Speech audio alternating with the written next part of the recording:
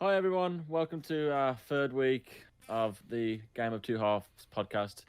We were doing this quite regularly. We somehow managed to keep on schedule in a week, which is good for us. Still no Kev this week. He's had other issues he's dealing with. Um, yeah. Say hi, guys. Hi, Hello there. welcome back.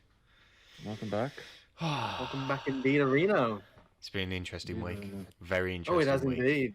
Very fun week of football all around. All So, right. shall we start off with best game of the weekend, which was Spurs and Crystal Palace? Yeah, Man, yeah. let's get right into it. Okay, okay. So, Jim, take us away. What do you think of the game? Um, it's just the Gareth Bale show, and let's be honest. Recently, it has been the Gareth Bale show. I put down here. I put Kane and Son. Who I only know Kane and Bale because I don't know what's happened, but them two linking up on the pitch has been sensational. It's stupidly good how well they've linked up, and if Son can get in that act, then that Tottenham looks seriously dangerous now. Seriously dangerous at the minute, and it's scary. Really Well, I got scary. a little fun fact for you for this year as well. You know what I mean? Okay, factual Oh, boy. I know. I definitely know what this is going to be. do you reckon it's going to be okay then? So 9 times this season, well, this year, 9 times this year, Spurs have scored more than 3 goals per game. Okay. Mm, That Really? actually isn't Nine what I games was this season. expecting Nine it games in to be. 2021. But I do have another thing as well, which because Jindy mentioned Son, which I think Alex might know this one then. The best all-time Premier League partnership is Heung-min Son and Harry Kane. This season alone, 14 goals between them. Oh, really? God They've damn. beaten Alan Shearer and Chris Sutton's record of 13. I mean, they So, have been unstoppable, but I don't know what Bale's stepped into Son's limelight and taken it away because he can't stop scoring well, Son and he did, can't Son stop did assist the assisting. last goal. He For example, assisted Kane's I'm last goal. pretty sure Son's still got the assist. Yeah, he He's assisted. still Yeah, there. He assisted Kane for the last goal and that, but it was just Bale's cross to Son. Son should have scored it. That was just obvious. It was right at the start of the game. And it's just one of them. Bale will never lose his class, and people who questioned him at the start of the season, you know what I mean, when he weren't getting played, can he still cut it and everything like that, and it just shows. Give him a run of games, and he'll do everything. And yeah, 100%. but I will say for Bale's goal, great work from Mora. The pressing and the tackling and that to win the ball back for Kane to then square it. I mean, that And so he's Kane still had such a a lot of good work to do. He shimmied the defender and able to cut across the Bale, which yeah. and Bale had the easy tap in. So I put here, the fact of the matter is that Crystal Palace didn't actually play bad. They were just completely outclassed. They didn't play bad at all. I mean, Yeah. they hit the post. They had some good opportunities. Benteke's header was unbelievable. Unreal header to rise that high and stick it He in. leads like Ronaldo. Yeah. And literally. to play that well and still get trounced 4-1. The Crystal Palace just got outclassed. And then the thing is, it wouldn't have been 4-1 if it weren't for Kane's wonder goal. Oh my giddy! What a finish! His first goal was ridiculous. Uh, Contender of goal of the season, that is. First Yeah. time. Doherty pass inside. Just sweets it up. The worst thing is, you watch the slow-mo replays and everything, and he's fully meant it. You watch him, that 100%. is aiming there, and it's it's not a cross, half shot like Sergio Aurier does. It's literally yeah, I'll put it in the top corner from here. Why not? 100%. I just With find that goal, there's genuinely not that many people I can see doing that. He's literally facing the opposite direction. yeah, and swivels And he his body. wraps it round his body. I genuinely can't think of anyone else in the Premier League who can do that well. It's an unreal goal. I have got a question for you at the end of this. It's to do with player of the week and that. But it is interesting to see how good of a player Kane is, and he's still at Tottenham. And I'd make of that what you will for the end of the podcast, what I'm going to ask. But I think Kane shouldn't be at Tottenham anymore. as good as Tottenham are, they aren't going to win anything anytime soon unless if some serious money comes in for me. They're so shaky at the back. Ben Davies ain't the best left back, is he really? And at right back, Sergio Aurier ain't the best right back. But they want a challenge for stuff. They've got Reguilon at left back. That's literally what I was about to say. That's what I mean. They've already improved. They've already improved on Reguilon, but obviously Reguilon gets injured and they're stuck with Ben Davies. And Ben Davies was good for a while, but he ain't that good anymore. If Reguilon can stay fit, their left back issue is effectively solved. But the right back issue. Yeah, so the right back. They've got Aria and Doherty, two different players. I really rate Japhet Tanganga for Tottenham, but I see him a bit more of a centre-back than a full-back. If he can get a little bit stronger, he's not the tallest, but you don't need to be the tallest to be a centre-back nowadays. It's about the way you play, and I think if Tanganga can get just that little bit stronger and a little bit wiser defensively, he'll slot in next to Alderweireld perfectly fine. But I don't think he's that good of a right back. And Sergio Aurier is just a liability at times. You watch him and you're like, bro, do you know what football is? And then 10 minutes later, he'll whip a crossing that's inch perfect, and you're like, how can you blow so hot and cold in a game? Not just week in, week out, in a game in 10-minute periods. All right. I'd argue that Tottenham's main problems are actually the centre-back partnership, not the full-backs. Yeah, They've got Reguilon on the left, which is perfect line, and Ben Davies is a more than capable backup.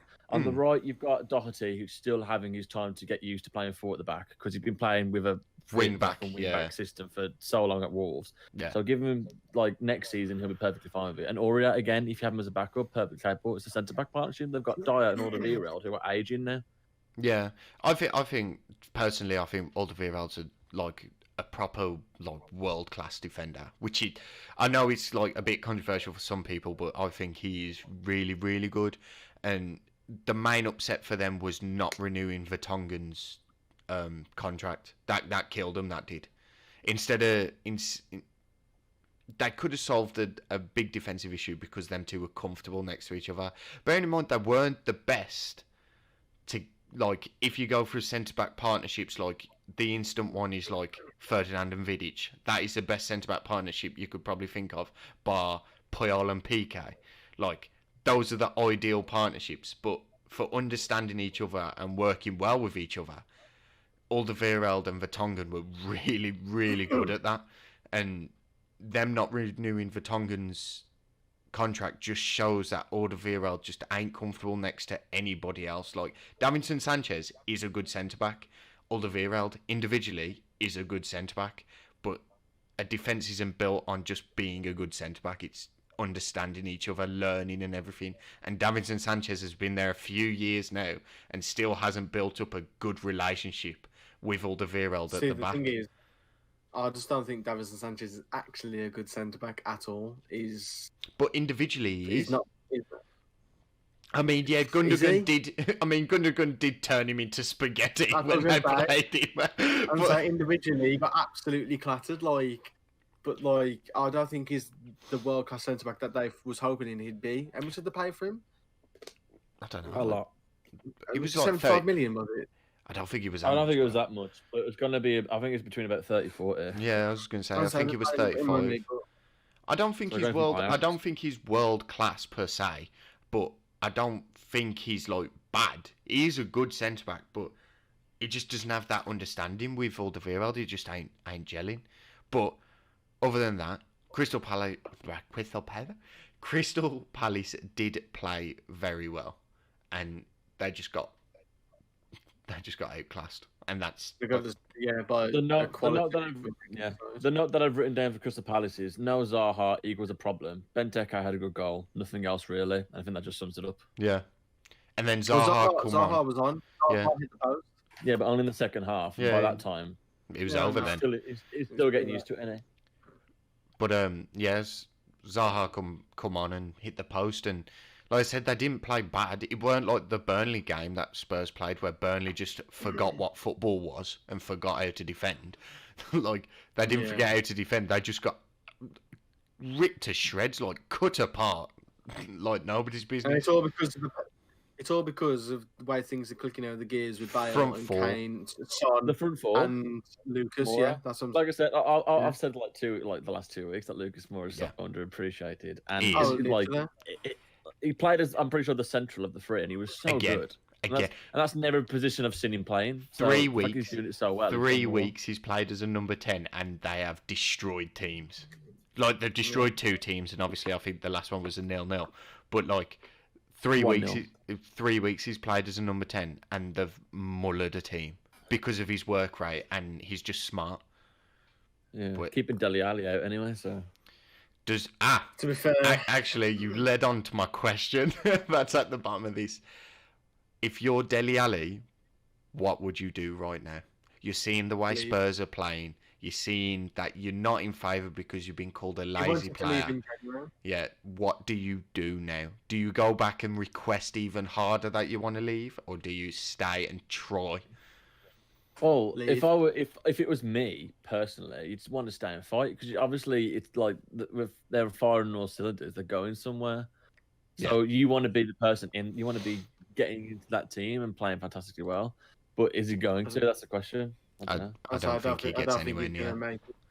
Yeah, 100%. He hasn't been anywhere near. He hasn't been like when obviously 3-4 years ago when Dele Alli had like a decent. It was an all right season. It wasn't an outstanding season. It was a decent season. We was thinking, oh, he's going to be the next best thing. But his attitude is just lazy. That's the thing. He wants to play every game, yes, but he doesn't go about it the correct way. It's like Hudson-Odoi. He's a really good player, but Thomas Tuchel didn't like how lazy he was. He set an example by him, and now look at him. He works hard for the team. He gets his minutes, and he shows his class at the same time. That's Dele Alli. I don't think Dele Alli's got the mentality to do it. He's a luxury. Do you see him going abroad, going to another team in the Prem? Would you say? Well, abroad. Fair, he was going to go on loan to PSG, and I thought he would have done him wonders. You know what I mean? Being around quality of like Mbappe and stuff like that. But it is what it is. But we shall move on. Yeah. If anyone has any questions, we'll go to Leicester Brighton. So Leicester won 2-1 that game. What do you guys think about that game? Lallana looks good when he's fit and not injured, as he usually is. Because he's got sand and that for hamstrings and joints. But it's his first start since the FA Cup 5th round, I believe. Yeah. So... I mean, his first goal in 16 months. Is 2 feet and that is so good. Lallana is a really good player, and I think it was a really shrewd signing by Brighton. But again, he's just so injury prone. It's unreal. Flipping on the other side to a different number 10, Iheanacho. Coming in as a number 10. Alex, you said it last week that he's a number 10 and not a striker, and it shows that he is a number 10 because he chipped the keeper for his goal, he provided a lot, and he really did work hard. But when Maddison's back, do you take him out? Oh God, yeah. You got to, yeah. He's not good enough to replace Maddison. You just can't. It was fortunate if you actually go back and watch how he got the goal. It was fortunate because he actually lost the ball in the middle of the park, and it was thanks to the pressing of his teammates that got the ball back. If they didn't press, Brighton would have went down and countered. But because of the pressing of the Leicester players, they won the ball back, and Iheanacho was then just in the right place at the right time. So it was fortunate that the ball came back to him for a second finish, attempt. Can't take that away from him. He's a good finisher. Yeah, he did dink the keeper from really close. A thing to mention with Leicester is I'm pretty sure. So I only watched the first half, so I don't know about the second half. From what I've read, they started with a 3-5-2 and they just struggled, and then they moved back to a 4 at the back, either a 4-4-2 or a 4-2-3. I'm not entirely sure which one they played, and then they just ripped Brighton apart. Yeah. And Brighton, I think, are just screaming for a goal scorer. Yeah. Oh my God. Yeah, 100%. They had opportunities and they just missed them. Lallana hit the post and everything. If you put a world-class striker, like, I don't want to say world-class, but an half-decent striker. An half-decent striker in that team, and the chances they create. To be fair, it's literally a dream. I was thinking this while I was watching him. I was like, I was like, older. He gets in the right positions, and he obviously hits the target. If you put Dianya in that team for Brighton, Diagne would have scored by now for Brighton. I mean, like, he's obviously scored one for us and he's being caught offside and that, but we don't create as many opportunities as Brighton do. He would have definitely scored more than one so far. But I've also got down here, like you said, they had a 3 at the back and then they flipped it to a 4 at the back to sort it out, and it just shows that they are missing so many key players. So many key players. You can see it. You look at them and you're like, yeah, you really do miss the players that when they're on the ball, just shit happens. Like once they get the ball, it just happens. Like, you know what I mean? And you can see that. Got a question for you though. If you've seen it, I believe you have, Dale. Yep. How is that not a penalty? How has Lewis Dunk? Yeah, how has he got away with that? How have VAR gone? Nah, mate. I mean, I think it's a great challenge. If you look at it in slow mo, he actually tips the ball and it goes out for a corner. So I think it's a fair challenge and correct call from VAR. No penalty. I think it's 100% a pen. I don't think he's got enough of the ball to change the direction of which. If he's nicked it by about that much, but I don't think it's changing the direction of which the ball's going and where Vardy's going. Vardy, if Dunk doesn't slide and he hasn't nicked it, let's say, and he stays standing, he's gonna beat Vardy to that. He's not gonna nick it and then make Vardy. I mean, they scored from the resulting corner anyway. Like that, they still scored, but because Amate just squatted down and bonked the ball in while Sanchez was doing all this shit in the air. But like, and that was his first goal since December 2016 against Stoke City. Yeah, but in regards to that, I don't think he changes direction. The ball doesn't move, and he takes Vardy out. There is a slight change of direction. You can see it, and I think it's a quality challenge. Great call from VAR. To be fair, VAR this weekend. This weekend, VAR was good. No, midweek, we'll get into that later. No, bro. VAR this weekend. We're gonna get to it because it's further down. But there's a decision in the Arsenal game, bro. Yeah, okay. Yeah, I know what you want about. I know that. VAR did not have a good weekend. They did not have a good weekend again. No, because this decision was good. There was also another incident in the Arsenal game, which I have put down, which is a good decision, but we'll get to it. Let's move on. Leicester played well, but they're struggling without their injured players. That's a conclusion we've come to. And Brighton need a goal scorer. Back to just the Iheanacho goal. I just want to talk about Tielemans because we could not mention him. The no-look pass. Yeah. Sexy that was. No-look pass. Beautiful. Literally, he knew where Iheanacho was, and he literally just plays the ball in the perfect position, and he's not even looking. He's literally looking the opposite way, and he's just played it there. For a player that's a tidy player and keeps the team moving, because him and Ndidi keep the team ticking and move the ball on to Maddison to then do those passes himself. I think it was a lovely pass from Tielemans. He's got it in his locker, but obviously he's not going to commit to that because he's a tidy player. He's like, you have it, do the rest, and those players are valuable. Anyway. Okay, moving on to the weirdest derby, the weirdest derby on the planet.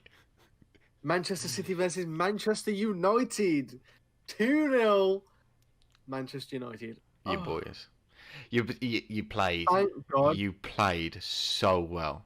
It's one of them where I'm glad Kev isn't here because he wouldn't shut up for the next 45 minutes. Yeah.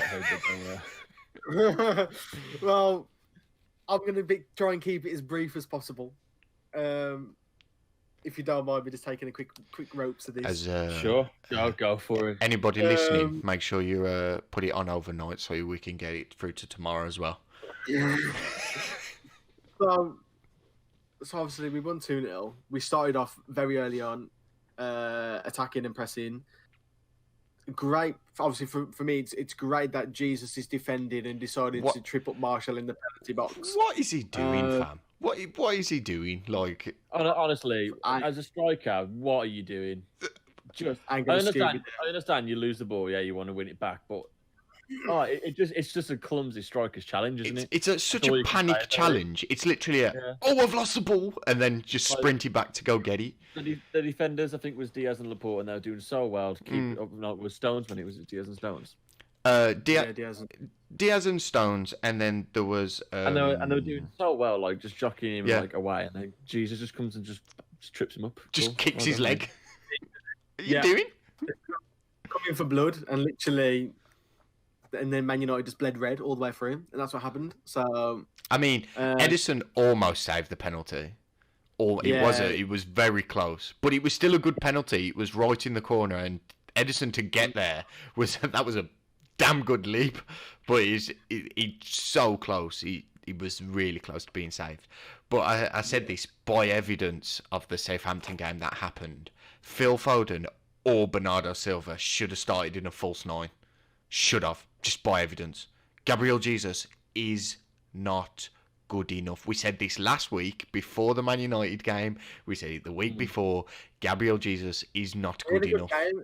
He was on form because he scored 2 goals against Wolves, so that's why. I understand that, but like the playing as like obviously someone in the false nine position has worked so well this season. I don't understand why. He changed. I don't know. Like I don't see Jesus as like playing as a false nine. I see him more as like an actual forward. But I don't understand why they tried to. Maybe just to like put a bit more pressure on the defense. But I don't know why. It just didn't work. Obviously, I couldn't break them down. Man, you were too good. The thing is, like obviously, structural. Yeah, you pressed hard, and when you didn't press hard, you dug in. So like when you didn't press over the halfway line and they stepped over, you went right 2 banks of 4 and a double up front. Just hold solid. And I think at some stages you went a bank of 4 and then a bank of 6. So like you literally just sat everyone in tight and just made, like I said, De Bruyne and that just could like. Obviously, me and Al had the discussion about it. Like, De Bruyne and that just had a bad game, but the strikers didn't exactly help. There was no movement watching the game. That's why I was surprised that even Aguero didn't come on. Like, I know he was kind of injured, but you were so desperate for some movement. Why not put your best moving forward on the field? Just cause hassle. But it just shows that Aguero's had it now. Not like he's had it, but like he's past his prime and he's getting injured so much more. He's really struggling for game time and he's really struggling to put it in. His contract, but I'm surprised if they won't renew his contract again because they need to get him off the books, get Jesus off the books, and get a world-class striker. That's what they need, because at the minute they're relying on everybody else to score, and that's fine because the quality of it's fine because it's working, isn't it? Yeah, You know what I mean? but then you got Sterling missing an open goal. Like when your strikers aren't firing, they aren't firing for City, all of them. Yeah, he's had quite a poor season in general. Yeah. Sterling. I'd agree. Outstanding. But I think season. that's from not having Aguero. Because if you think about it, when it's them 3 up front, when it's Bernardo Silva, Aguero and Sterling, or Mahrez, Aguero and Sterling, they will destroy teams because Aguero's movement and Sterling's movement just rips anybody. But look at just decimate. Sterling before that one season. He kept scoring the 90th minute goals, which were curlers outside the box. That's nothing to do with Aguero or anything. Oh yeah, he's only this season, and it's just not been getting off. But them goals were just stupid. This is Manchester United. We won 2-0. So I'm literally getting onto it. It's literally written here. So I put your second goal was the epitome of what United are. Let's be honest. And who started that? The throw. Yeah. It would not have happened. 100%. And I'm glad he's out for 6 weeks. I'm so happy. It gives Henderson a chance. A clean sheet against the future Premier League champions, Dino Henderson. Come on. The throw was immense. Like Dale, I will ask, have you seen Milan's goal today? Yeah, let's gloss over. No, I haven't seen it. Yeah, that's probably why you're talking good about him at the moment. Anyway, moving on. That's a different case of worms altogether. He's going to be nervous playing in the Europa League, not Champions League. Europa League game. He's been playing in the Europa League all season? No. Like with But De Gea. I will say, his throw was awesome. Luke Shaw, his hit. I feel so sorry for Alex Telles. He's coming like, yeah, like I'm gonna be starting every game. I'm so good. And Luke Shaw went, I'm gonna hit the form of my life, life, son. Enjoy the bench. It's definitely what he's needed, though, isn't it, Luke? Yeah, Shaw? 'Cause obviously- competition. I think overall you can say he hasn't reached his potential, but this Oh, no. season he's just been Unreal. world class. Yeah. The best. It's been the best left back in the league. Also, I will say, they pity given man of the match to Martial because he has been wank for weeks. And they went, I'll give you man of the match because he played all right this game. Even though Luke Shaw was the best player on that pitch. Luke Shaw was 100% the best Martial player would have been on man of that the match pitch. for me. Is if he had the one-on-one opportunity And he scored with it. Ederson. And he scored Exactly. But he scuffed it so Yeah. hard. It was literally, and that's Easy save. that's what proved to me that you can't be a week in week out strike for Manchester United if you're not finishing them chances of the way. No. Easy bottom left finish, bottom left, easy first time, bang, No, turn bang. it was... He tries to literally straight at Ederson, like literally like. Luke Oh, Shaw was 100% the man of the match that game. He put in a performance to take man of the match. Like everything he did, he shut Mahrez down that left-hand side so hard that he was sick of him. Mahrez was sick of him. He didn't just shut Mahrez down. He hassled João Cancelo so hard that Pep Guardiola took him off for Kyle Walker, bro. Bro, how are you doing two players on your side and they take them off?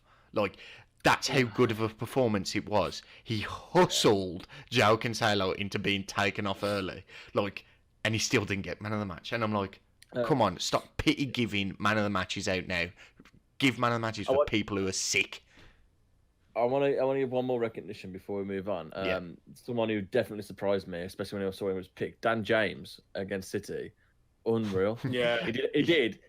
I'm assuming his job from Ollie was, as soon as you get the ball, just bomb it, and it works. So it's being that direct, someone that quick, City defenders just panic. You can see it. He is your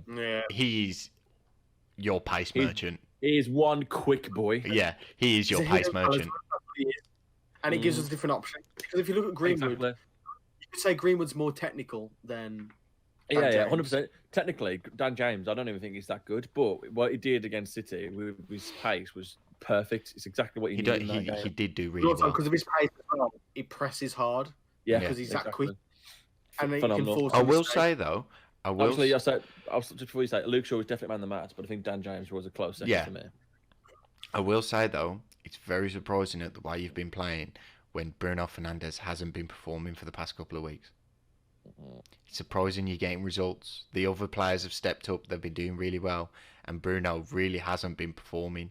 I mean, yeah, he scored a penalty and everything, and like people might be like, oh yeah, it's only a penalty. It's still goals. It's still, influences the game and stuff. But in regards to how Bruno has been playing, he was obviously going to dip in form. It was always going to happen, but I didn't think it was gonna dip that much. Like, he has been playing and he has been influencing, but he's not been influencing in the way that you think he should be or would be. You know what I mean? But the thing is, obviously, the last 3 games before this, it was 3-0 nils. Shall I tell you what's happened to him? Bruno, I'll tell you what's happened to him. Well, him and Roy Keane have been having words on fucking. He misses Pogba. Well, I wouldn't say that because when he was playing first, he wasn't really playing with Pogba. They wasn't really playing together. He's been sensational. I understand I don't think that. he misses Pogba at all. No, I understand what you're saying. He obviously played well when he first come, and he was doing bits when he first come. But think, Pogba's come in, built that relationship with him. They understand each other. They both are those technical players that will cut teams open. Pogba's that big, powerhouse Donny that will just charge through defences. Bruno's the more technical ability, passing, flair, shot person. The thing is, and the dynamic worked, and Bruno was thriving off Pogba.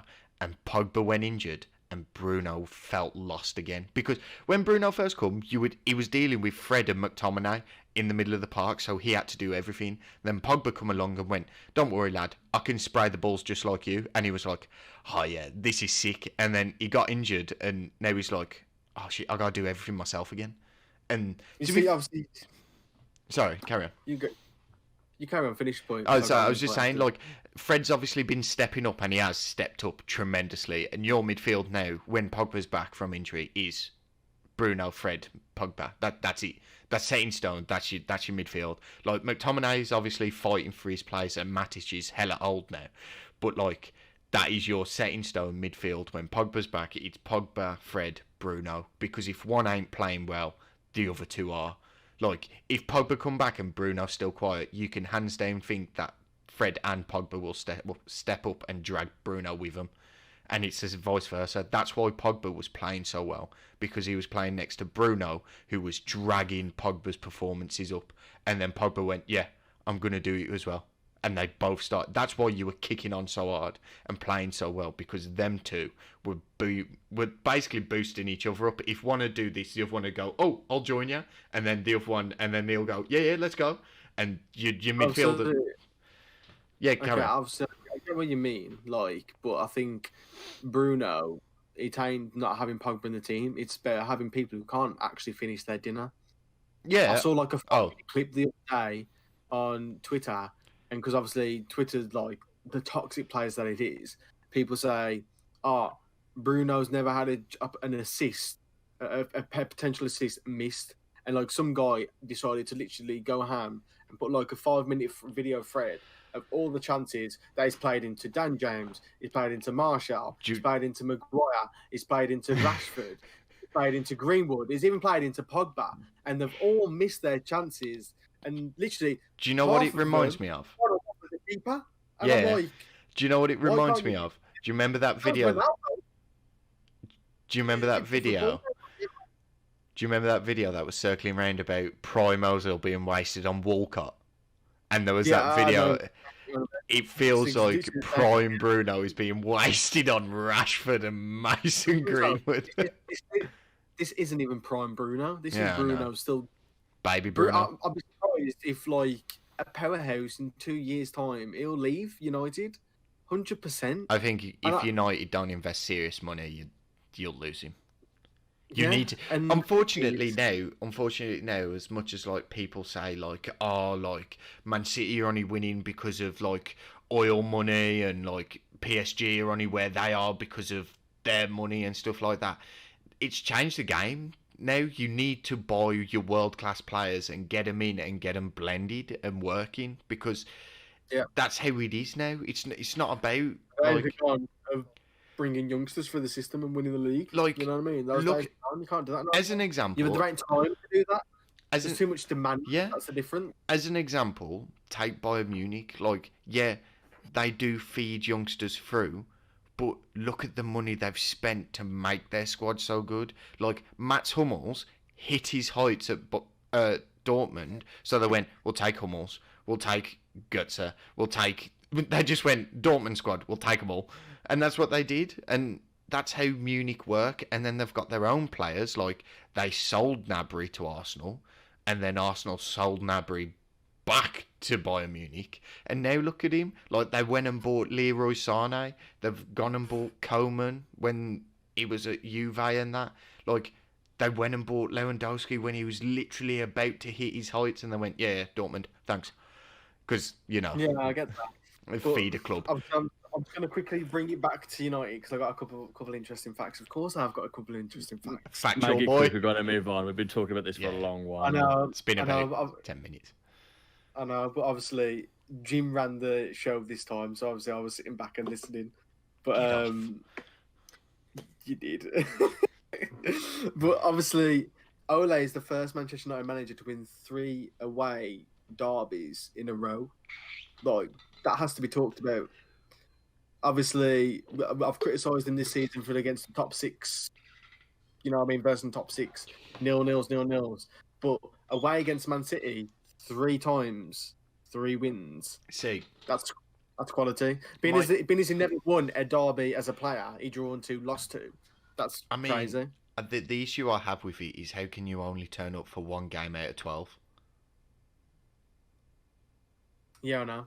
That's the issue. So you can say, like, I understand it's big and everything that it's turned. You've played a derby and you beat them and everything, and Ole's done well. But if it's just like let's say one game out of 12 against the top 6, like it's not good enough. It's not justified enough because them 5 draws will do my head in. Yeah. But obviously, And also the speaking about 6-1 their away smashing. record. Yeah, speaking about their away record, Manchester United now third all time in the Premier League for most unbeaten away record, and the one team technically above them but has 2 different records. At Arsenal with 27 and 23, and we've overtaken Liverpool because Liverpool had one from Jan 2019 to Feb 2020. But obviously ours has gone since Feb 2020 till now, 22 away games unbeaten in the Premier League. So I do hope we continue to strive on that. But I'm hoping they're not 0-0s, and I'm hoping the actual wins and not losses, because I'm sick of the 0-0s. I'm sick of seeing 0-0s. It's good for clean sheets and defensive record, but the attacking players need to do so much better. But now I'm ready to move on. Shall we move on to another boring team in Chelsea versus Everton? Well, I don't think Chelsea are a boring team. I think they brought in a great manager, and it's crazy. Okay, so he's done an amazing job, Tuchel. It's been unbeaten in 11 games in all competitions, and 9 of them have been in the Premier League. Quality, absolute quality. That's what you want when you bring in a manager. Okay. There's one big question I want to talk about first before we move into the game properly, and it is an incident in the game. Was it handball when Havertz controlled it and put it in the goal? I haven't seen it, so I don't know. Have you seen it now?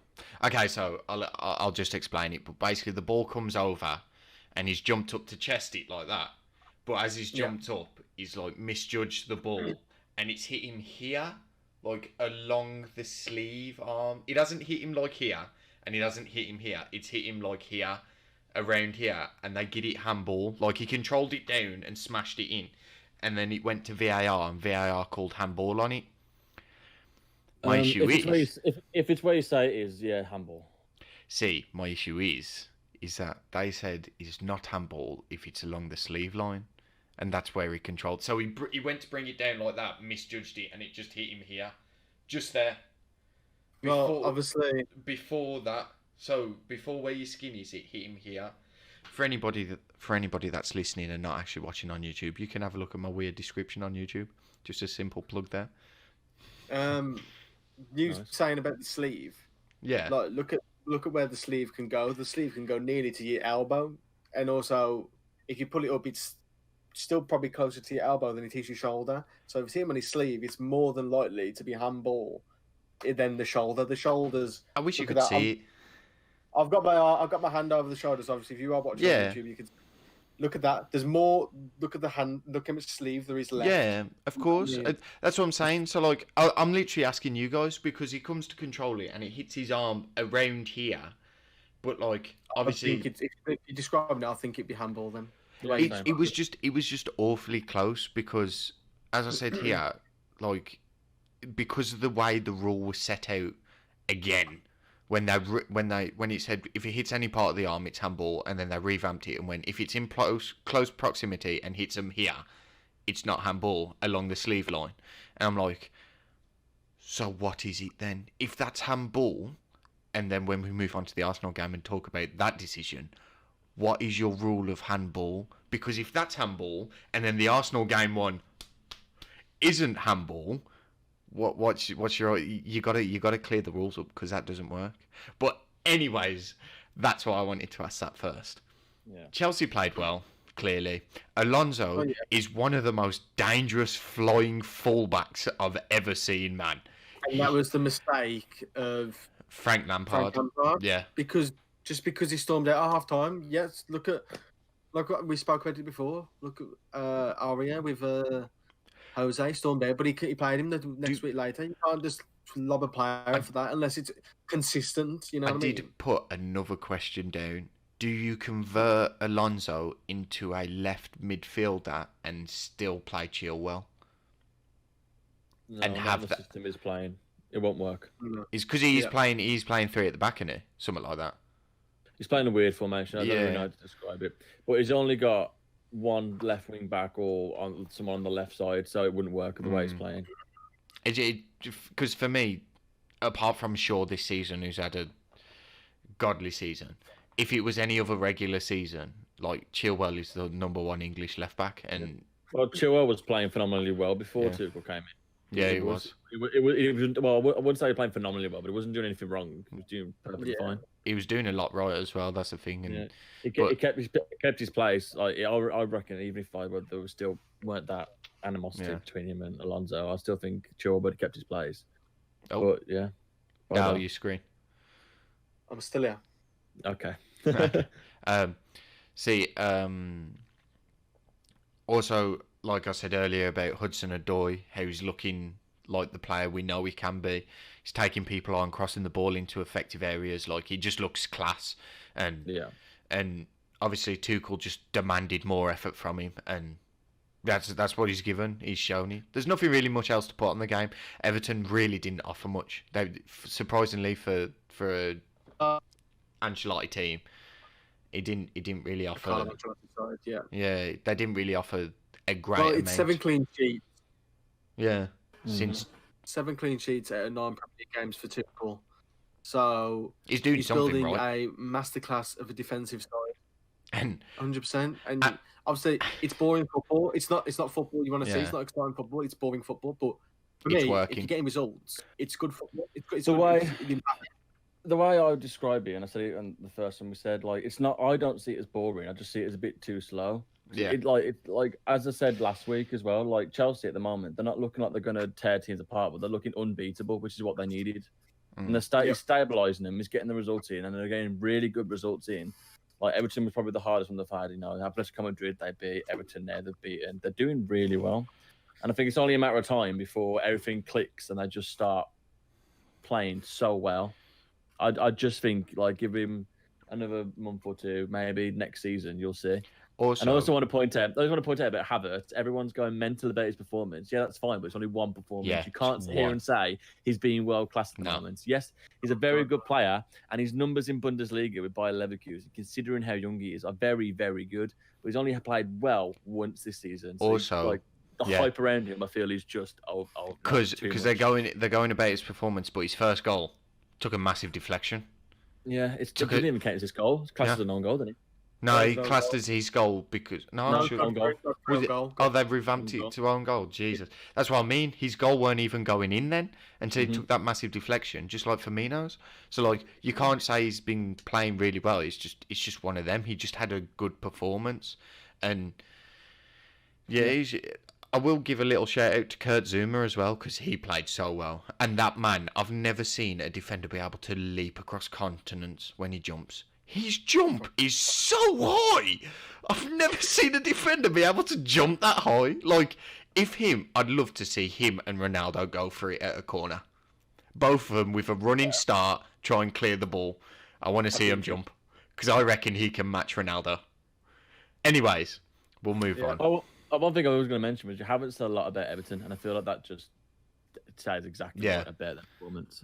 They just didn't offer much. I mean, what did they have? Like, Richarlison was for on goal once, and he still fluffed it, and it's like, and he was like, that was the only real opportunity they had, and it's just one of them, and they just had a quiet game. Again, for an Ancelotti side, they had a poor game, and you don't really expect that for an Ancelotti to say. My mouth dried up. So yeah, next game we got West Ham and Leeds United. West Ham won 2-0. One thing I want to say that's really interesting about this is what Declan Rice said after the game. When he said he was actually really annoyed at their performance, said they just weren't good Yeah. enough. They just beat Leeds to a really exciting team 2-0. And he said they weren't good enough, and I think that just goes to show how well West Ham have been this Yeah. season. Like their mentality Yeah. is It's in up the there. right place. It's like It's- proper up there. It- And I wrote which is that down something as well. you Al. which is something you wouldn't even notice about David Moyes' side, considering how, like, you know, he took luckily his last few jobs and stuff, how he struggled. But like Yeah, unreal mentality. That's what you need. Yeah, Every West Ham fan should be excited about what's going on. yeah, and it looks Turn into an very unreal positive side for the as well. future. So that again. 100%. I said they're turning to an unreal side, and 100%. They're gonna Yeah. be defo. They're gonna get Europe surely. Like, hang on, what's the table? The table, the think fifth at the they're minute, fifth, yeah. 48 points. 48 points. They're 2 gonna points do clear it. of everything. They can do it. They're gonna do They've got a it. game in hand on Chelsea, who got 50 points. So the Champions League place is still up for grabs. So it's just all about how they play in the next games, but also Lingard again getting another goal. Relishing in sensational form, man. 6 He's- games, 4 goals, 1 assist. That's Although he can't take ridiculous. penalties for Toffee. He cannot take penalties. He got lucky with that rebound. Like, he got very lucky to score that. He can't take penalties. Well, he got the goal from me at the end of the day, so Yeah. that's all that Also, matters, eh? I might have been a bit harsh when I wrote this note down, but I'm still going to say it. Bamford showing his old self as usual now. I'm loving it. Spooning shots over the bar, not being clinical enough, scuffing shots wide. Oh, yeah, I'm loving it. I'm loving it. All this hype around him can now go. Die down. And Still he'll... hype around him. And Don't you he'll... love it when an England fan is loving when one of our strikers for Euros is going to be playing like shit?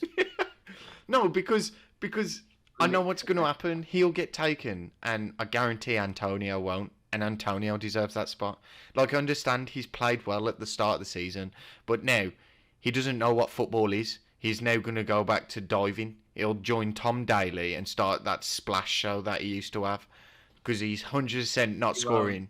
He's 100% not scoring, so he's now going to go back to his play acting, and it's going to piss me off. And they're going to score 1 more goal in the next 10 games. He probably will. More than likely, he'll score. I'm asking yes or no. No, I can't. Yes or no? No, because that's literally saying he I'm will saying score. 100% yes. Okay, I'm that's saying 100%. you can say he 100% will. I'm not going to say like Diagne's going Unless he to gets 100% score that's again. gonna put him out for the next 3 months. He will 100% score a goal in the next 10 games. What I'm saying is he more than likely will. Things happen where he might not, but he more than likely will score another goal.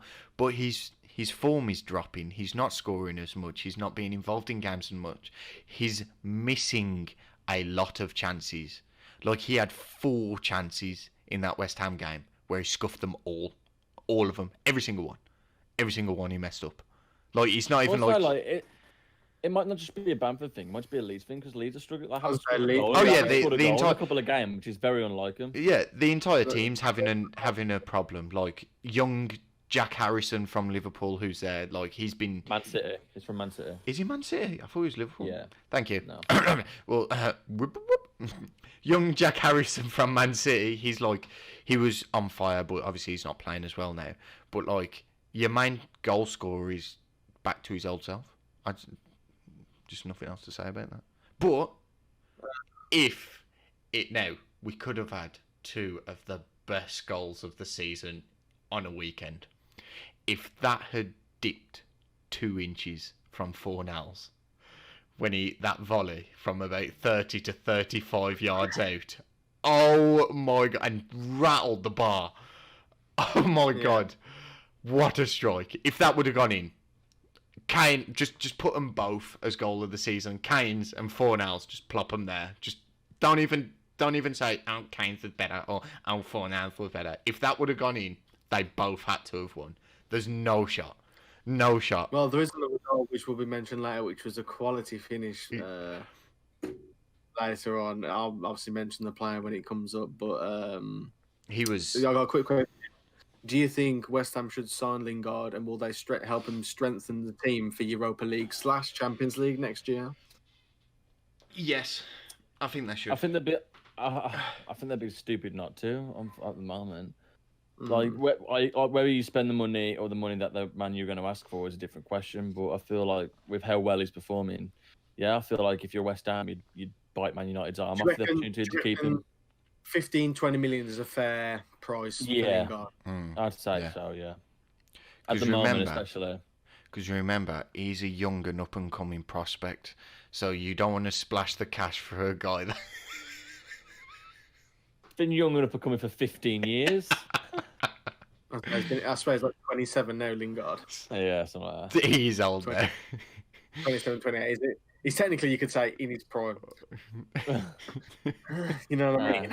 Give him a couple of years to develop. He'll be all right. Oh my god, I can't believe that, man. Everybody still a young. It's because at that stage he was acting like a bit of a kid when he was Still like. is. Well, yeah, to be fair. Well, as long as you're enjoying it, you know what I mean. Like, I don't blame him. I don't blame him. Yeah. Live young in it. Like the way I see it, if I was a bit older and I was playing professional football earning that much money, I'd be skipping and dancing and jogging naked on the streets for all I care. 100%. Well, Talking of players skipping, jumping, and being naked everywhere, Liverpool. thank God. You get Thank God. what's going on? They lost 1-0 to Fulham. Bag of scrap, as a man like Kev would say. A bag of scrap. Like That's what they are. they- Awful. So like they played Reece Williams and Nat Phillips at centre back, and again I'm like, that's fine, but why would you spend money on a centre back in the window if you're not going to play him? I didn't play Kazak guy. I didn't play Ben Davis. Ben Davis. Another Ben Yeah. Davis. Yeah. I just don't understand why. Yeah. I don't, I don't understand why they won't play that Ben Davis either. I don't get it. Like he's Neither do a good centre back, and I just can't understand why they're not playing him. That Kabak, it looks good, but somebody with a bit of pace, he looks a bit shaky, but he's got to get used to the Premier League. But like, just play them two. They're obviously a lot more experienced. I know you want to play your youngsters to get them experience and stuff, but this is crunch time now, where you have to push for a European place because you're not going to make it. That I've written down here. Liverpool are in such a slump. The question is, will they make the top 6? In your opinion, right now? Well, Yeah, that if you look at it right now, so at the moment, Liverpool are 8th with 43 points. Spurs are 7th with a game in hand, and Everton are also 6th with a game in hand with 46 and 45. And you actually have Aston Villa, who have 2 games in hand on Liverpool with 40 points. So Liverpool could end up dropping 9th at this rate. but we have mentioned like a couple of weeks ago talking about Villa that they're not consistent enough. Yeah. I know, without Jackie Grealish, to be fair. Shows But- actually. All it takes is Liverpool to get one of those games, a 1-0 win, and they'll overtake Liverpool on goal difference. That's how poor Liverpool have actually been. The way I speaking- see Liverpool is they only need like a 1 or 2 wins and they'll be back to normal. Like if you talk about their Champions League performance yesterday, they beat Leipzig 2-0 and like they had Fabinho playing at CDM where he should be playing. They had Thiago playing at centre mid. And apparently, I haven't watched the game myself, but apparently they played really well together. And just goes to show that eventually, when players do come back, they will be fine. They just need to get that bit of luck back. Because I said here that's what I put. I put Champions League performance, ace, but they can't put any sort of Premier League form together at all. That's their Well, the issue. thing is- They can't put any Premier League form they get just goes to tatters straight away. And he's like, The last what's their the last mentality, 6 man? Premier League home games, they've all lost. That is Yeah. a new record for Liverpool. Anfield has been a fortress for years. But like, this is literally this is taking coming up to 100 enough. years. But this is the thing. This You is know what I mean? taking nothing away from Fulham because Fulham played like they weren't in the relegation zone. They played like they've been winning all season. They played so well. So they defended so well as well. Like 100%. they played and defended so well. And kudos to Fulham. Like if anything, now I kind of want them to stay up because of the way they've been playing the past few games. Well, the past few weeks, actually. Like, they have been on serious form, and I kind of want them to stay up. Plus, Scott Parker is a very handsome man, and I'd like to see him in the Premier League more. Don't, because Dow hates Scott Parker. I think he's arrogant as hell. Him and Arteta need to go. Nah, A bro, manager Scott shouldn't be Parker a was a pretty good boy. player. A manager should not be a pretty boy. A manager should be like your Roy Hodgsons, your Alex Fergusons, your Arsene Wengers. You know what I mean? Not saying them ugly mugs. You don't They say should you're look- trying to say they're not attractive men. Just casually insulting loads of top-class managers. Genius. Like, would you... But they're going to be focused on their hair in the morning or You know what I mean? Like Pep Guardiola, he shaved all his hair off because it's just too much stress to look after it. And look at him; he's one of the best managers around But because he shaved his hair okay, off. okay, this is turned into manager manager salon by Dale. Yeah. But anyway, Bringing it back. Yeah. Quality. But bringing it back, I said attacking wise, Liverpool just don't look like themselves. Like in the Prem, they really don't. Like the you know, I hope you can get a gist of what I'm trying to say. But like the fluid runs, the way the passing was, the link, just summer is disconnected somewhere, and it's just not quite clear. And that's understandable because players do dip in and out of form, and it happens, and it can happen. But when I watch Liverpool, I just don't seem like they're dangerous. Whereas Statman here. Obviously, in the past 6 home games Liverpool have had, they've conceded 10 and only scored 1. See, that's what I mean. They just home games in the Premier League. Bear in mind, they've looked because obviously if you Leipzig, it's a different story. Even though he's an ex-Wolves player, I really do like him, and they have looked a lot better since Jota's come back from injury. He's like given them a breath of fresh air. It's like taking the pressure off Salah and Mane, but it still isn't enough. Just one player doing that. Like I think Jurgen just needs to get this season over and done with, and restart. And the quicker he gets over the line, the quicker he can restart, refresh, rechat, get new players in. Actually, he might actually get to the board and say, we need a world class or a very good defender as a backup now because of what we've seen this season. You know what I mean? We can have that happen again. They've got the midfielders, they've got the attacking players.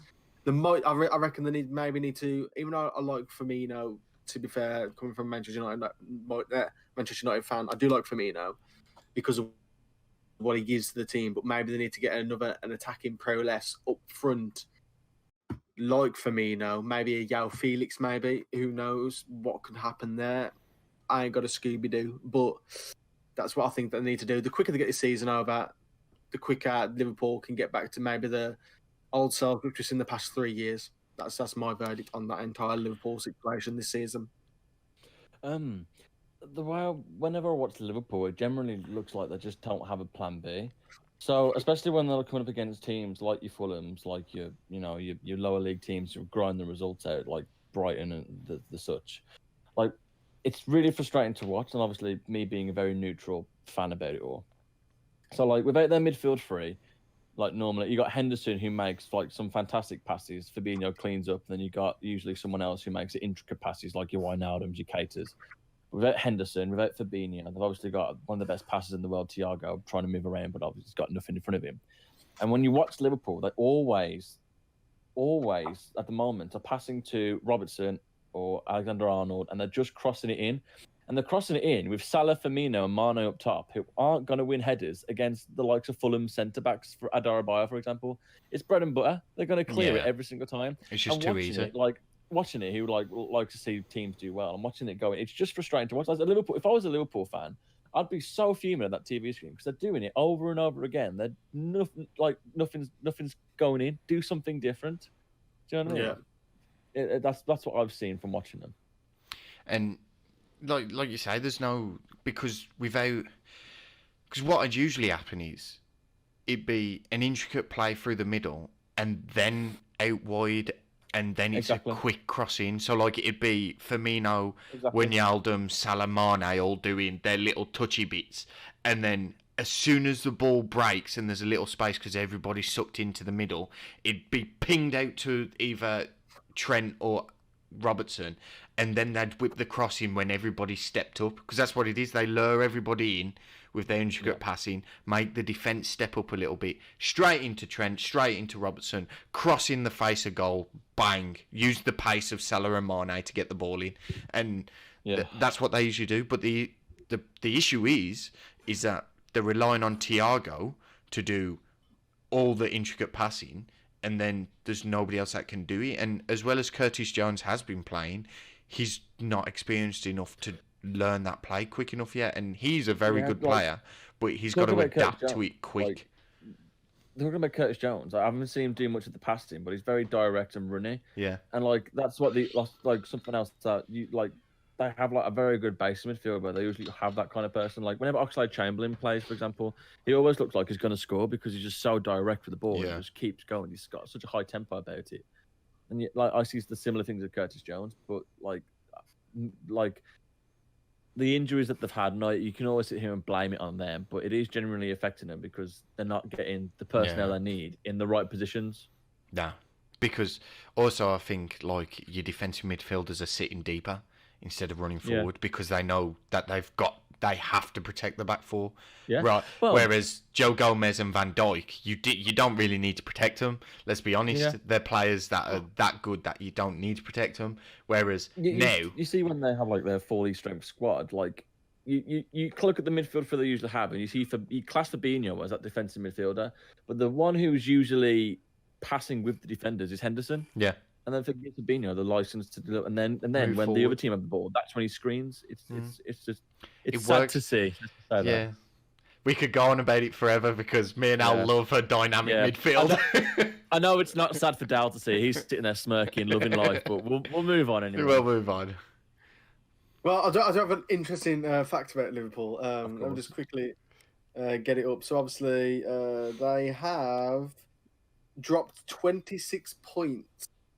The points drop off from like last season, and they're now the 5th team to do so.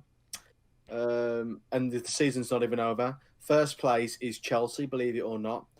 They finished 10th in the 2015-16 season. That was when they had a really awful season with Mourinho after winning the league. And then it was Leicester. Leicester's also got 37, but they finished 12th. But that was understandable. The freak season. There, believe it or not. Manchester think United are in there because of the David Moore season. Yeah, I think it's more the fact that how good they were last season as opposed to how bad they are this season, because they're still in touch with the rest of the top four. It's just that last season they were so far ahead at this stage. Or at this stage already last season they're like 20 points ahead. Yeah. And I think it's more about how good last season was rather than They were how bad it's literally been this. so close to finish the season this time last year. To be honest, they nearly won it, but because of lockdown, which happened towards the end of the month, halted that for them and changed the whole dynamic. Coronavirus has shaped the way of football today as we see it because of all the fixture congestions and all that stuff. Because no international football. But What's the next fixture? What's the next fixture, Dal? The next fixture is a Burnley Arsenal. It was a 1-1 draw.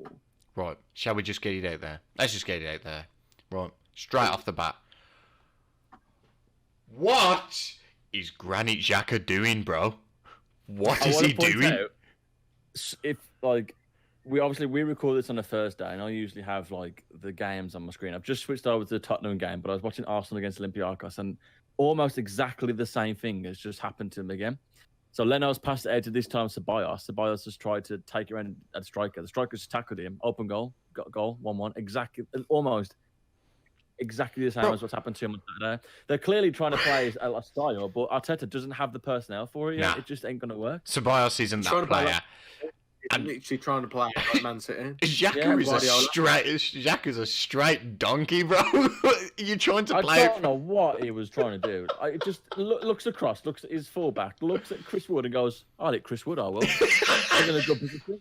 I tell you what, but he's got 2 other players on the left of him. He's got 2 other players he can actually. Exactly. I don't know what he's doing. Tell you what, I will agree with the commentary because I also put blame on Leno because why don't you just hoof it? But that's not what he's been told to do. Yeah. Simple as. If Leno's been told to play it from the back, if Leno's been like,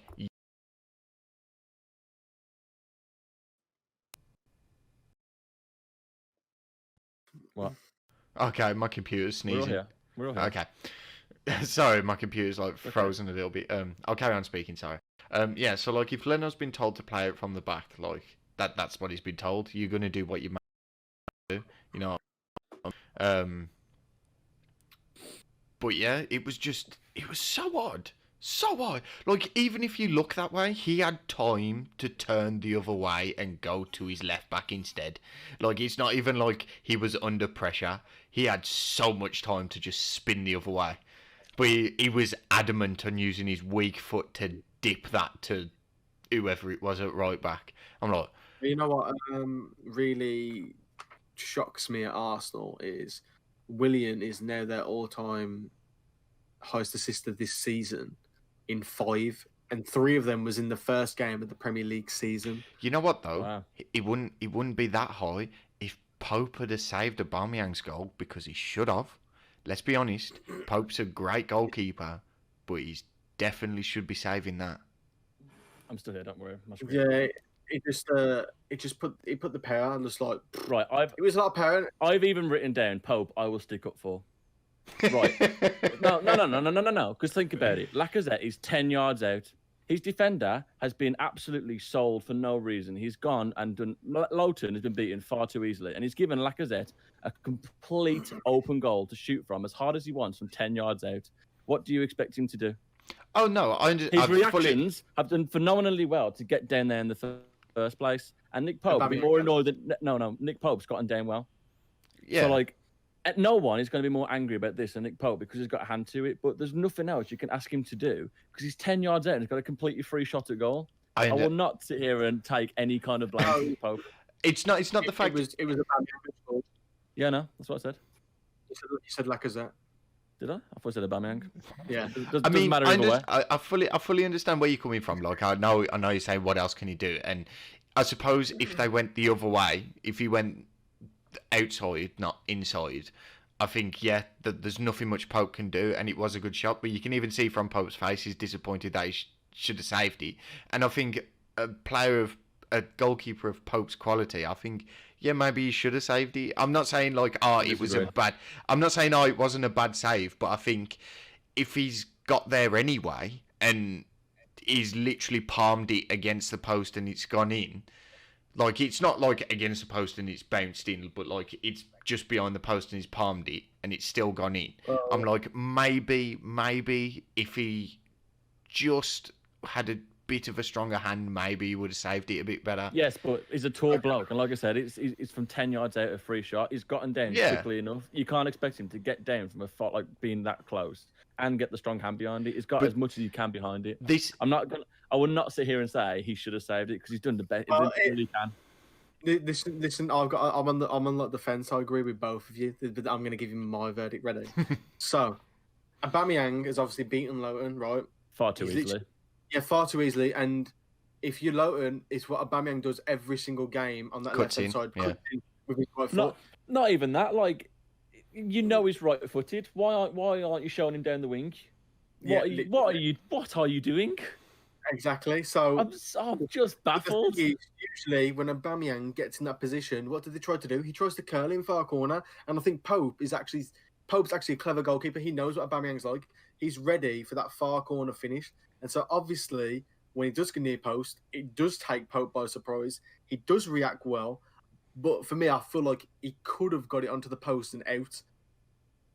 So, it's a bit of a 50-50. Like obviously, it was a very fast shot from Aubameyang. It caught Pope by surprise because Aubameyang usually goes for the far corner. He always curls in far corner. It's what Aubameyang does.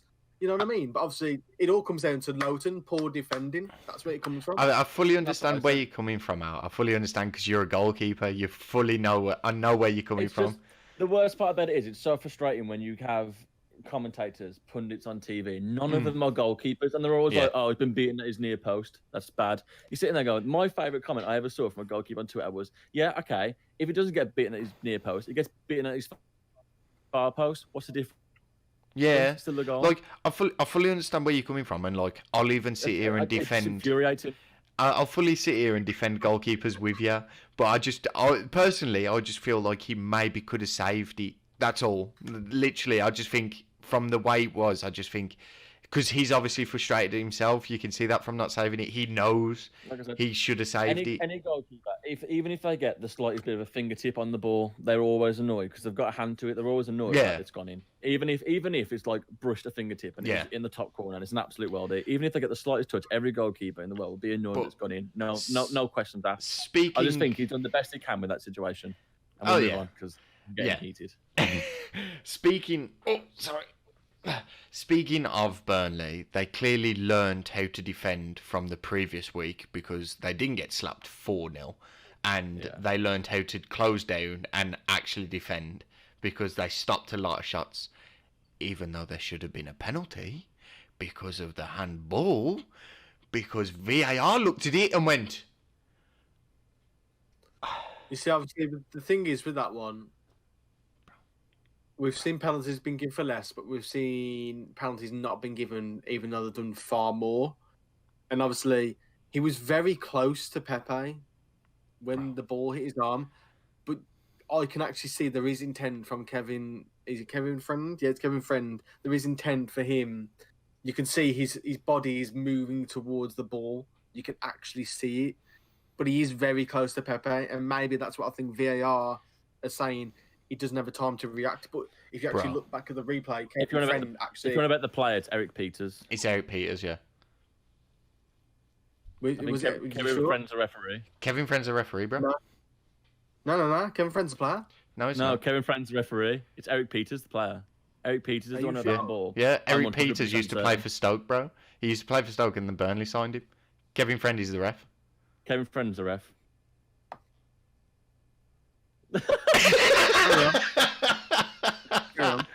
So I've written down that like Eric Peters has had the maddest like half hour of his life, and I've got so much written down here. So he had a 30-yard volley, like superbly tipped over by Leno. He then got a yellow card for a pretty hard tackle. Then he had the penalty appeal, which is a penalty. If we're going on what's happened this season, I think it is a penalty. Yeah. Just because of what's happened this season. If you ignore what's happened this season, normally I'd say no because he's a yard away from him. The second time, he's had the most brilliant goal line clearance I think I've ever seen in my entire life on the top of his shoulder. And he had a red card rescinded, all in the space of half an hour. Yeah, it literally got sent off, rescinded, not a penalty, but then should have given a penalty away because it's handball. The only reason I say it's 100% a penalty is because your Cooksloo jumps up for the ball, hits his hand, it's a penalty. Hudson-Odoi jumps for the ball with his arm up, hits his hand, not a penalty. And then this one happens, and it's not a penalty. But I'm pretty sure last week there was a penalty for handball when it grazed somebody's arm again. And I'm like, make your mind up on what is and what isn't a penalty, fam. Like, through the whole VAR situation, just... Hang on. Are you saying this is a penalty then, Jim? What? Are you saying this? So Eric Peters, is it Eric Peters? Yeah. Kevin Friend. No. Peters? Okay. So are you saying Eric Peters? That's a penalty. Yeah. It's the exact same concept of Hudson-Odoi with the Greenwood situation. I just said it was a penalty. But yeah, I just said it was a penalty. Said last week it wasn't a penalty. No, there was an incident last week with a handball that wasn't Hudson-Odoi. That was a penalty. On the podcast last week, you said it wasn't a penalty. You said the Greenwood and No. Please go back and listen to it because I said under the current circumstances it is a penalty, but I see why he hasn't given it because Greenwood's lifted his arm as well. That's what I've said. And you said it was not a penalty though. The overall conclusion is not a penalty. Because this isn't a penalty. This one, like Alex says, scrap VAR, scrap the weird rules. It's not a pen. Same as your Cooksloo's one. It's not a pen. He's just jumped forward like that and it's brushed his hand. They're not penalties. That's not the way. But under the new law, they're all penalties. Every single one of them is a pen.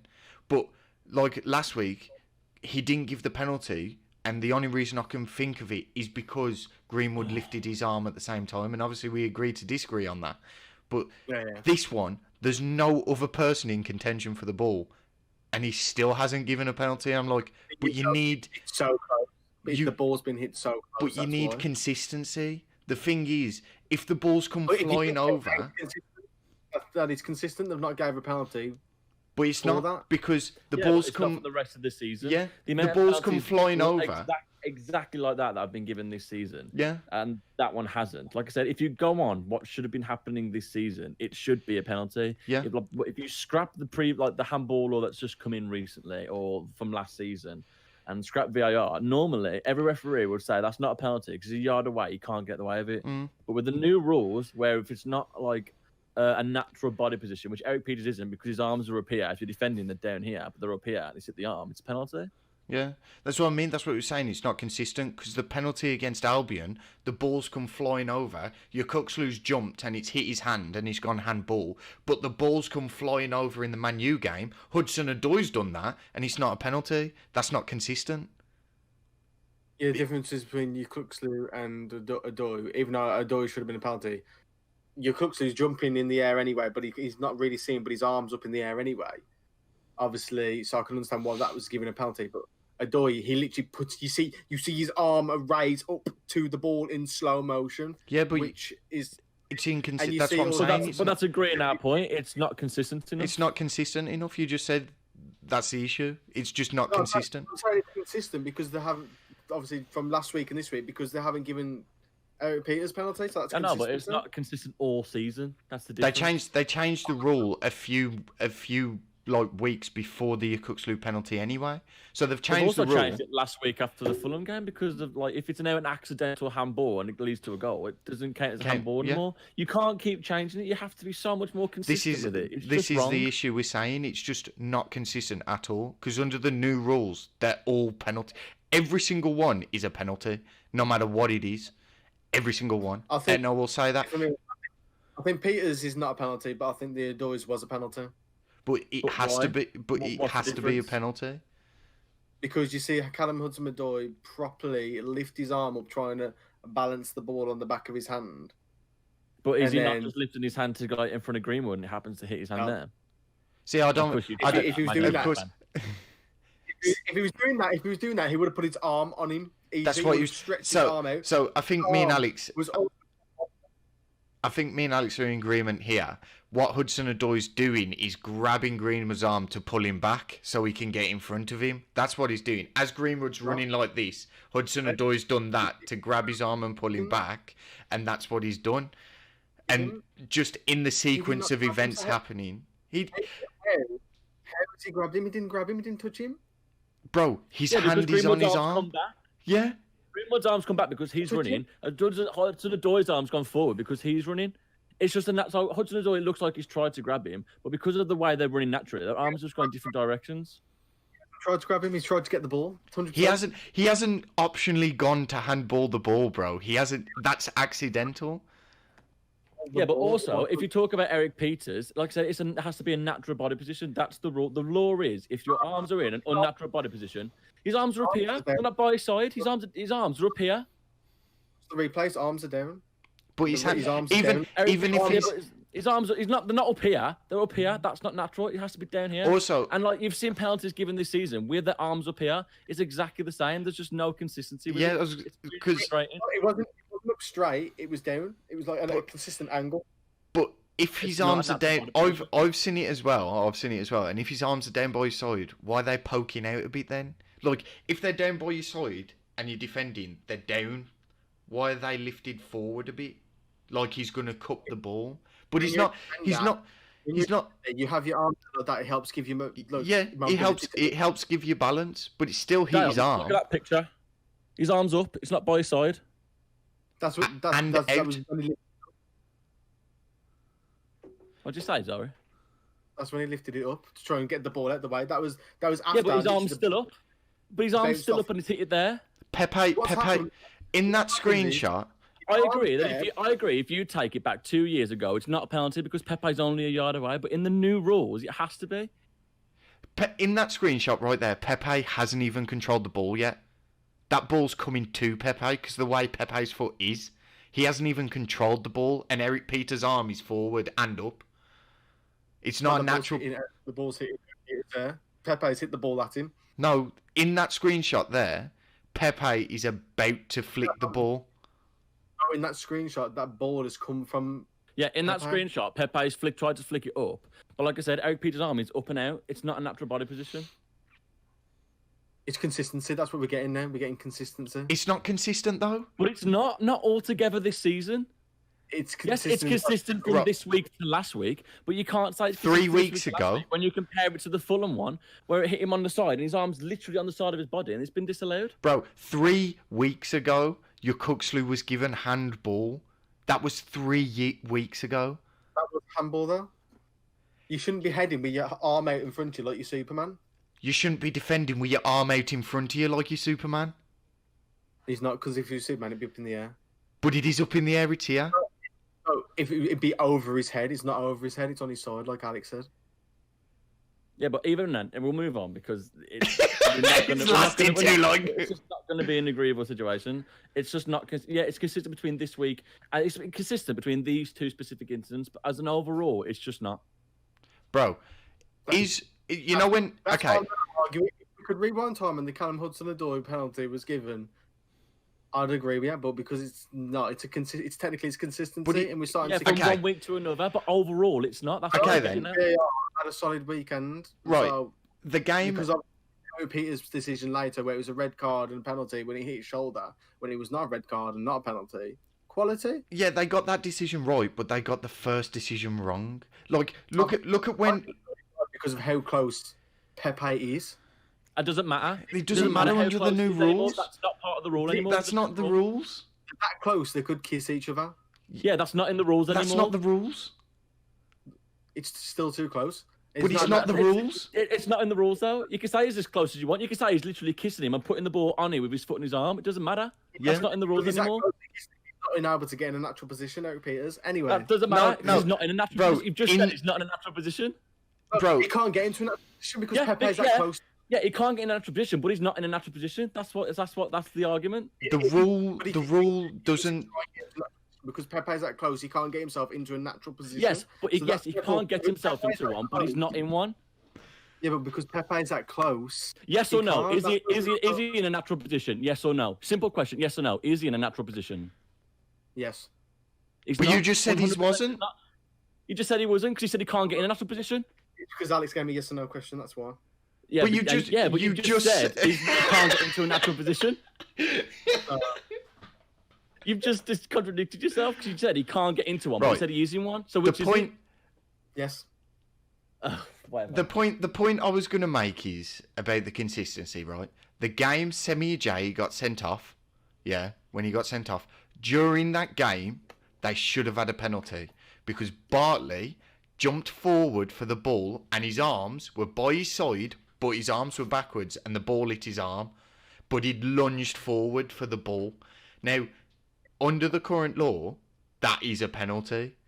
But theoretically, it's not because he's just lunged for the ball, misjudged the ball, and it's hit his arm. He's gone for it with his chest and his belly, missed the ball, and it's glanced past him and hit his arm.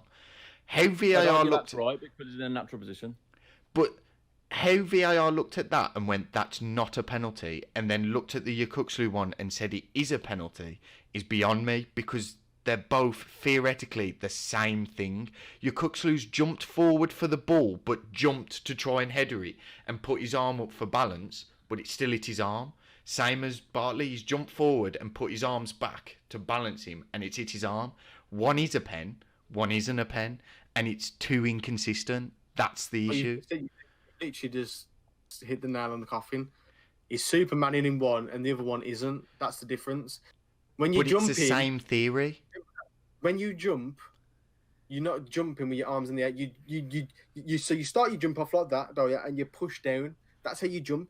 So your arms to go above you, and you push down with all your might, and your arms come down. Yes. Your Cooksloo is going, Superman. Whoa, Because- that's literally no, what he's doing. because Oh, you he's- took a penalty. But he's behind a player. He's behind a player trying to get in front of him to put pressure on him. He's just lost his player and he's jumped forwards and his arms on his shoulder. His He's arm literally- shouldn't be on his shoulder. His arm shouldn't be on his Yeah, shoulder. he shouldn't be on. He shouldn't be on his shoulder at all. It's a penalty. That's your Cooksloo's issue. Yeah. He's Yeah, put it's a himself. Yeah, so I'm saying it is a penalty. Yeah, But the because issue, in an unnatural position. No, but the issue is Bartley's jumped forward for the ball and his arms have done that because his momentum swung him forward. That's but not that's a natural natural. position. It is. If you're going forward and you're pushing forward, your arms are already back. Yeah, okay. Yeah. Oh, sorry. I've mixed up my point. So, yeah, that is a natural position. The ball still hit his arm regardless. And for me, if I'm jumping up for a header, which doesn't happen usually, but if I'm jumping up for a header and there's somebody in front of me, I am jumping with my arms up to try and get in front of them because I'm battling. And it Yeah, happens but all I'd the argue time. that's not a natural position. But when 'Cause Dianya, in the rules of the game, you're not even meant to. yeah, but that's We what need I mean. to move on because we have talked about this for like 20 I know. minutes. Hold on. I just went. But when Dianya scored his header, his hands were all over Lindelof, but wasn't called for a foul or anything. It's a natural position because he's fighting to get in front of Lindelof, as well as your Cookslew's fighting to try and stop the player. Maguire was fighting at the back post and he got a header and it was disallowed. Yeah. So it all comes down to the referee and VAR assistants at that game. So let's move on to the 0-0 draw with West Brom and Newcastle. Don't even have to cover There's this not much much. to say. I will literally cover this in 3 minutes. Watch. Ball draw. There you go. So- 3 minutes. Don't even need to. No team have any quality. 0-0. Done. Yeah, literally. I put boring game. Phillips should have hit the target. Joe Linton should have had a shot instead of tried to pass it. Johnston has been our saviour recently, and it was as 0-0 as you can get. Like every time I watch it, like there's just no quality. Like the final No. ball isn't good enough. The finishing Both isn't teams. good enough. The crossing Both isn't good teams. enough. Both teams. They're both just poor. And We if- are poor. If you go on just that game alone, they both deserve to go Yeah. down because that was appalling. It Premier was League awful. football. It was dreadful. And Yeah. I will say, for any Albion fans, if you are listening, I've been looking on Twitter and everything, and people have been saying that Pereira just ain't gonna cut it. And I'm like, get a grip of yourself and re-screw your head on, because Pereira is good enough. It's the squad. We don't have a good enough manager to keep us up, a good enough manager to keep those flair players happy, and that's just it. Pereira doesn't look happy. Yeah, he's not quick enough. It's his first season in the Premier League. Get over it. It's just kept pureless. Moving on. That'll be another 45-minute discussion. But moving on. I agree with Alex, but moving on. Another Oh god. Ball draw. What have I written down? I mean, for this? it was a semi Entertaining game. Villa draw, but Wolves 0-0. What I've put is Villa need to increase the size of their goalpost by 2 inches and they'd score, because they smashed the post twice. Well, the bar times, I twice. think. Or 3 times. I put Neto. Neto scares me. He has some serious pace about him. And if Traore, Neto and Podence are on the same field, that is incredible pace. And technical they'll ability. do nothing with it. But they'll do nothing with it. Podence, That's Traore how I this season's been so poor. Yeah. I think Podence and Neto will. 27 games, 0-0. Yeah. Baby all just keep getting better and better, don't we? You know what I mean? Well, Baby you know what? all. Let's create our own very own Baby all sunlock lotion, then call it Traore, and let's just give it him every week because he deserves it. Cool. Anyway, what I've written down is Martinez has saved him because he's pulled off an absolute worldie Against like, Connor the Cody. last minute against Connor Cody. What But a I've also save. said Connor Cody had 2 opportunities that game. He Yeah. posted the first one, fair enough. But as it remains size, Yeah. and 2 yards What a out, mi- has worse. absolutely guyed it. Oh Mate, my days! That's worse than Carnu for the Albion back in day. Literally. That is Literally. awful. That is a disgusting miss. Was it Kozak as well when he hit the bar as well? Konza, yeah, that's what I'm saying. Was They, it Konza the, or Kozak? Konza, Esri Konza, and the game was just so full of chances, but nobody could actually take them. Nobody could finish the dinner. Yeah, Yeah. exactly. And Cody hit the post as well. I will make a point that Ross Barkley's revival hasn't exactly gone to plan at Villa, has it? It started well. He's Started struggling at the moment. Awesome. I feel like he's trying, like, especially with Grealish not in the team. I feel like he's trying too hard to be that, Grealish. you know, that catalyst in the team to Yeah. pull him forward. But when you're picking the ball up in your own half, like just on your D, and you're trying to like dribble past 2 or 3 players and getting tackled every time, it's just not going to work. No. No. But that's that for that game, because we are Yeah. running There's no- late again. Quick question. Do you reckon Martinez could get Golden Glove? He's got Yeah. 14 clean sheets. Edison's got 15. I don't see Edison being overtaken, but it will be a close run thing in my I opinion. think it'll be down to one I think game. Edison will get it, but I agree. I think it'll be down to 1 or 2. Well, third place is currently Mendy, and bear in mind 7 clean sheets in the last 9 with Tuchel. He's only got 12 clean sheets, 2 behind Martinez, 3 behind. Yeah. I'm Excellent. fuming. I took him out of my fantasy team, and now look at him. Yeah, Oh, great. yeah, Put Edison in, and then Man City, you're starting to see goals. Typical. 100%. But So moving last on. game then? Now Last to game of the Sheffield weekend. United and Southampton. yeah, last game of the weekend. What have I written down? So I put. Sorry, do you want to go Southampton. first, Al? All I was going to say was the third. Like I predicted Sheffield United to win this game purely because I think Southampton don't have that much quality at the moment, and I think Sheffield United would have wanted it more.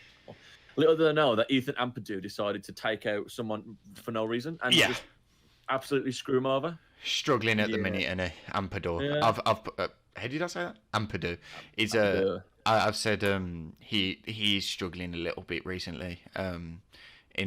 But I say I'm singling out Ampadu, and it's unfair. It's all the defence, to be fair. Oh God, yeah. Sheffield United's defence is just so poor this season. Like, if you can compare it to last season, they've had a lot of injuries as well, like Sheffield United have with their back line. And the way that like their back three or their back five, whatever you want to see, works is with their overlap of centre back. It's a oiled system, but as soon as you take one or two out and put another couple in trying to replace it, that doesn't work because they don't work as well together. And they've struggled, and it's shown how much they've struggled. And lost Dean Henderson. Yeah, exactly. I will say Aaron Ramsdale hasn't been awful in the last couple of games, but he's not that good. He's not a goalkeeper that'll keep you up. I think he looked out at Bournemouth with Nathan Ake being so good at Bournemouth, and that's what kept Bournemouth up for a while defensively with Jack Stevens. But it just obviously their form burnt out, and that was it then. But I will say, as much as we criticise Sheffield United's defence, Che Adams comes out with an absolute worldie from nothing. Absolute nothing. Yeah. It's pinging around the box. Falls to him. Oh my giddy. On the half, hits it on the half volley. I forgot what Southampton player assisted it, but if you actually look back, the way he chested it towards Adams was quality because he knows what he knows what Adams wants to do. He sees him there, he spots the ball, chests it, and he actually turns and moves out the way because he knows Adams is literally going to put his fucking laces through, and that's exactly what he did. Yeah, Top bin. Just as good as Kane's goal. You know what I mean? It's incredible. That was a season's worth of anger into that strike. That was 100%. The thing is, though, he scored 4 goals in 4 Premier League games against his former club, Sheffield United, as well. So he's got a thirst for this. So you know what's even more sweet about that volley? Not just the fact that he hit it dead on. He cut across the ball. Oh my God. I love a good strike where it cuts across the ball. It's such a sexy thing to look at, and it was so straight, so powerful. And you see the ball actually lifted the goal and stuck right underneath the goal. That was satisfying. Serious power in that strike. But I did say I wanted to give an honourable mention to that Nathan Teller. He looks seriously good. Like, he's a young kid. He looks good for the future. And Liverpool are probably going to buy him.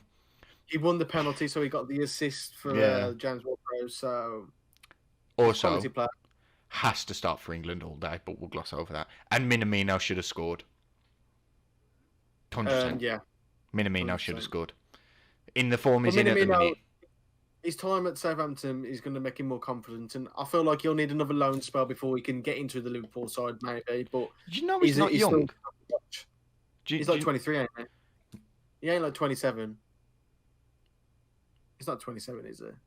Minamino's old, bro. He's not as young as we think he is.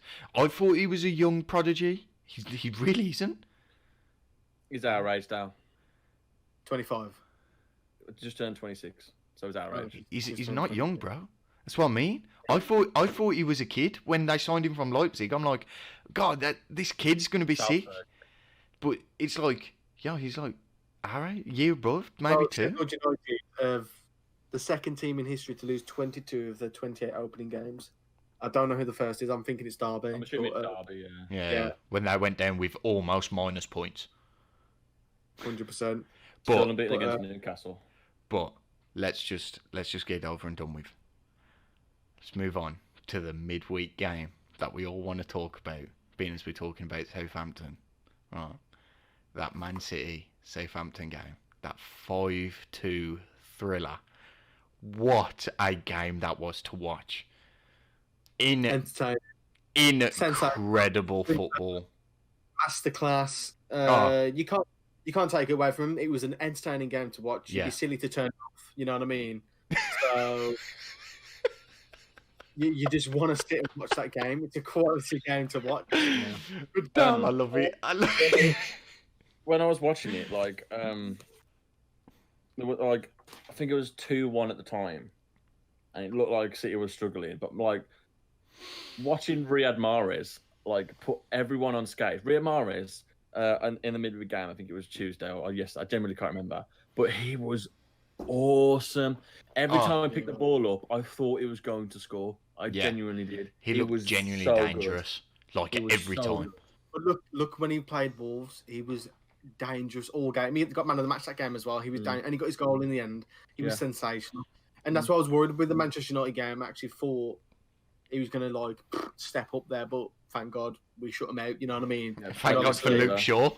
Yeah, literally. Yeah. So whereas I want to say Southampton had Walker Peters starting. He got injured, so Ryan Bertrand, their left back, had to play at right back. So they didn't really have a great left back on. But, I think Riyad Mahrez saw that and went, right, here we go. I'm going to destroy this man's career. Yeah, and he did. He did. All game. It didn't stop. It didn't stop, and he's like, you know what? Yes, I will bring him up, Dale, because I love him. He is my child.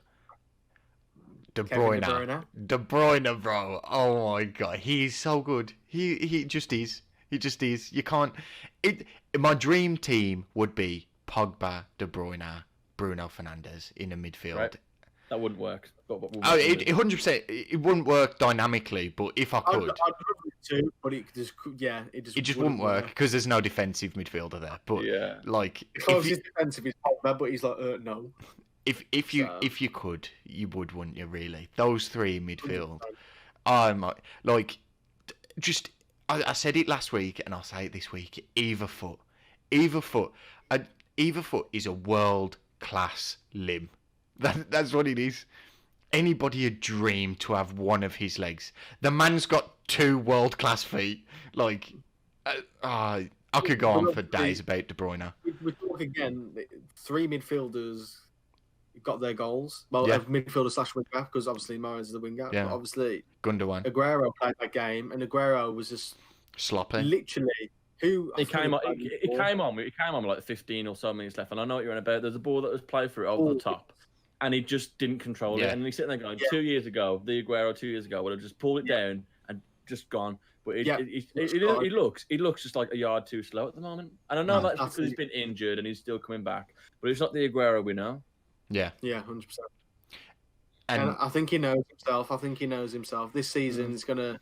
It's kind of like Company, you know. Company phased out. Had that entire season. He was pretty much injured. He was in and out, and he came in a couple of cup games here and there. And he had one final season, and this last season, he scored an absolute worldie to win them the Premier League, and which will always stay in my mind. As a Manchester United fan, you can only sit in awe and like, wow. So wow, what a strike! So it proves to me that they need a world-class striker and that they cannot play Jesus up front on his own anymore. They need to play false 9 for the rest of the season if they want to win games.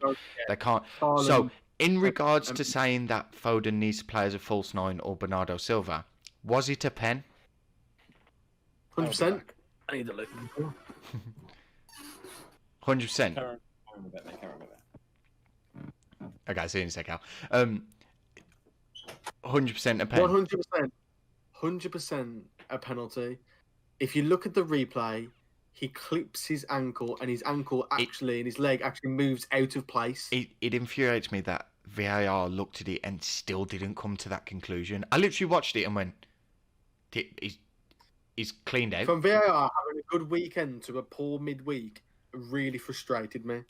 The VAR is too inconsistent, obviously, but it 100% is a penalty. But I do have written down here that Che Adams is playing so well recently. Oh, he is playing so well, and definitely he's almost warming up to an England call up, and I don't think he'll get an England call up because there's. But why not? Why? The thing is, why not? Why not have him in and around the squad? Why not have him, like, his pace is something that can be used if we need it. We might not need it. You take these kinds of players for the experience, not for the playtime. That's the idea. So, like, Bakary Saka, Bukayo Saka, like, as good of a player he is, and he is a phenomenal player, there are too many players in his position that are better than him at the minute, but he is a phenomenal player, so you'd take him with England for the experience, get him in and around the dressing room, the travelling, the sights, you know what I mean, the cohesion with the team, so at future, when he does hit the levels of overtaken, your likes of Grealish and Sterling and stuff like that, he then sits in the squad perfectly fine. So for me, I would take Che Adams just for the experience. No, And if I you wouldn't. need him, Thank you, Al. as a Thank you. squad player, No, there's too many quality strikers. I know I've just that are come way back. ahead. I know I've just come back, but like, nah, I wouldn't take Che Adams. He hasn't proven enough anything this season. He just That's hasn't. literally what. Yeah, he scored in the last 2 games. Yeah, give him that. But obviously, Bamford has been a much more sensational player than Che Adams has been all season. And Okay, obviously, you can Bamford take scored 11 goals this season. 3 strikers. Who is it? Yeah, well, why would you put Che Adams in that? Why? No, Jim okay, so says I'm limiting it to 3 because my 3 would be Kane, Calvert-Lewin, Antonio. Those are my 3 I'd take with me. Because I'd take Bamford, Calvert-Lewin, and Kane. so you wouldn't take Antonio. Yeah, but you can. The thing is with Antonio, he's so like versatile. You don't have to take him as a forward. Yeah, you don't have to take him as a forward, but every other position's taken. Think about it like that. No, because that's where he's been playing all season. I still wouldn't take him. I still wouldn't take him. No, Bamford's been a better player than Antonio this season. He don't deserve to go. He does. That's because you hate him. Because he's got a vendetta. He doesn't. Yeah. You had a vendetta against Bamford for some reason. Is, just because he scored more goals than West Brom combined. You just had a good argument, fair argument, bear in mind, because obviously I believe back in 2016 we took a lot of youngsters away. Yeah. In first games, and obviously I want to point out 2016, Antonio definitely should have gone. Yeah, he definitely should have gone then as well. Oh yeah. Like, anyway, I'd take Foden as well. Like, to be fair, he is seriously good of a player, so he can start for England. But you'd take Foden anyway for the experience, for the like I said. Foden would be a midfielder player. It'd be like your left winger, your right winger. It'd be the same with Bukayo Saka. It's the same with him. He's so young, you don't want to take him for starting roles. You just spoke about Che Adams, and you didn't include him in your 3. That's what surprised me. Yeah, because you said Antonio. Antonio's the better player. Che Adams, Bamford, and Antonio. You usually take 3 strikers anyway. You don't usually take 4 strikers. Che Adams, Bamford, Antonio, Danny Ings, all the rest of them, Antonio goes. That's just me. If Bamford would have carried on scoring the way he has, like stupidly really good, the case there is for him to go to England. He would be the 3rd one. I agree with that, but say from now to the end of the season, he scores another 5, Antonio doesn't score again. Then you take Bamford. The thing is, even if Bamford scores 2 goals and Antonio scores 0, you still take Bamford. If Bamford scores 0 and Antonio scores 0, you still take Bamford because Bamford's got a better record. Mm-hmm. Yes, Bamford would better suit to the style of play that we're looking to play.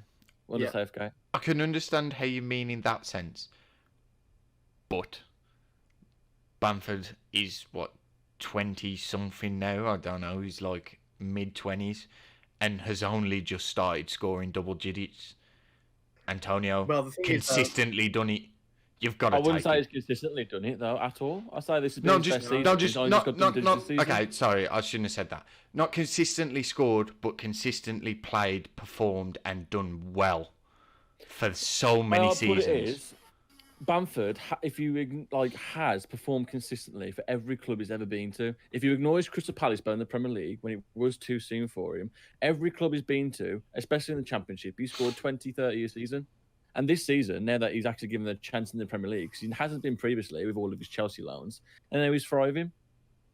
So I feel like overall, if you're talking about consistency and goal scoring, I still put Bamford ahead of Antonio for the last 5 years. 100%. Okay, that's a very good point. Fair enough. That is a very good point. But for me, I still wouldn't take him. He's got another season. He's got another season to prove he can score in the Premier League consistently and not chuck his dummy out the pram and start lying round the ground when somebody breathes near his face and he starts rolling round going, "Oh, my face, send him off." He's got another season to prove that that's out of his game. Then he goes with England. As soon as that is out of his game and he can score goals, he can go with England all he wants. I'll agree, but you've said this season, and you've said specifically this season that he's cut that part out of his game. You've said yeah, that. I know. He has. And if at the end of the season, it still hasn't happened, and then next season it still doesn't happen, he can be second behind Harry Kane for all I care, because then he would have won me over. But for the entire of since he come out the womb, since he was sperm, he was rolling round to try and get an advantage. That's why all the other sperm didn't win, because they were like, "What's he doing?" And then he went, "I'm ahead now," because he was rolling round on the floor crying like a little baby. That's why. Since he come out the womb, fam, he's been doing it, and it's only this season he stopped doing it. Case in point, the Villa game, that Villa fiasco. You go and watch that video. Nobody touches him in the face, and he's rolling round holding his face like he's Neymar. Now, Neymar should be kneecapped. Bamford should be skinned. I hate it. It's a plague. If the thing is, right, you know what frustrates me about this? Now I'm going to go on a little bit of a rant. It won't last too long because I'll do it really quickly. But the thing I hate about this, we go on about it. They go on like, "Oh, it's to gain an advantage. It's illegal play." We have replays, so why are we not going back through the replays at the end of the game and fining them for diving? Why is that not a thing? You can literally see a player go up to somebody, not touch them, and then they go, "Oh!" Fine them 50k for doing it. It will stop them. Just stop them. Or, straight up, 1 match ban. You're caught on camera diving or fake play acting, yeet them a 1 match ban. It will stop it all. Including my own players. Well, I want Pereira to get banned. He dives. I want him to get banned. I'm going to bring this back because obviously this has come from the Patrick Bamford thing. I've just got I'm going to read out interesting stats to you right now. So Harry Kane, top English goal scorer at the moment with 16. Second place, joint second place is Patrick Bamford and Dominic Calvert-Lewin with 13. That's good. So are you saying? And I'm going to go through with the next England. Obviously, Jamie Vardy, he's not going. He says he's retired with 12. But obviously, imagine if Vardy wanted to come back and play for England. Next player is Ollie Watkins. We forgot about Ollie Watkins. He's been a sensation this season. Yeah. The quality on the ball, the assist he's made. He scored 10. And then next player, Marcus Rashford. He can play in striker, but obviously you probably have him as a left midfielder. He scored 9. Danny Ings has scored 8. I've still not mentioned Che Adams yet. And then... Or Antonio. Well... This is the thing now. So ready, Mikel Antonio scored 7 and Che Adams has scored 6. And Tammy Abraham scored 6 as well, the same as Che Adams. But there's more players capable, better than Antonio and Che Adams. Gone back to the Che Adams thing. Just like Ollie Watkins and Danny Ings, that probably deserve a better call-up than Antonio and Che Adams. The thing is, I've probably got a biased opinion because I physically hate diving so much. Like, I don't want anybody getting praise or getting any sort of reward for diving. I hate it. It's such a thing I hate. Like, if I was in charge of the FA, I would bring in match bans or serious heavy fines if they're caught diving on camera, because it should be a thing. It will stop it from happening. It will stop the babies from screaming every time somebody goes near them or somebody doesn't touch them. It will stop all that. And I think it should be a thing. That's why I don't want Bamford going, because he's done it throughout his entire career. And I don't want him to be rewarded for 1 good season. It's like us lot going to school, right? You, Al, getting 99.9%. Dale getting 100% attendance. I, for 1 year, got 40% attendance. But just the one semester, I got 75% attendance. I get the same reward as Dale, but you don't get anything because you missed out by 0.1%.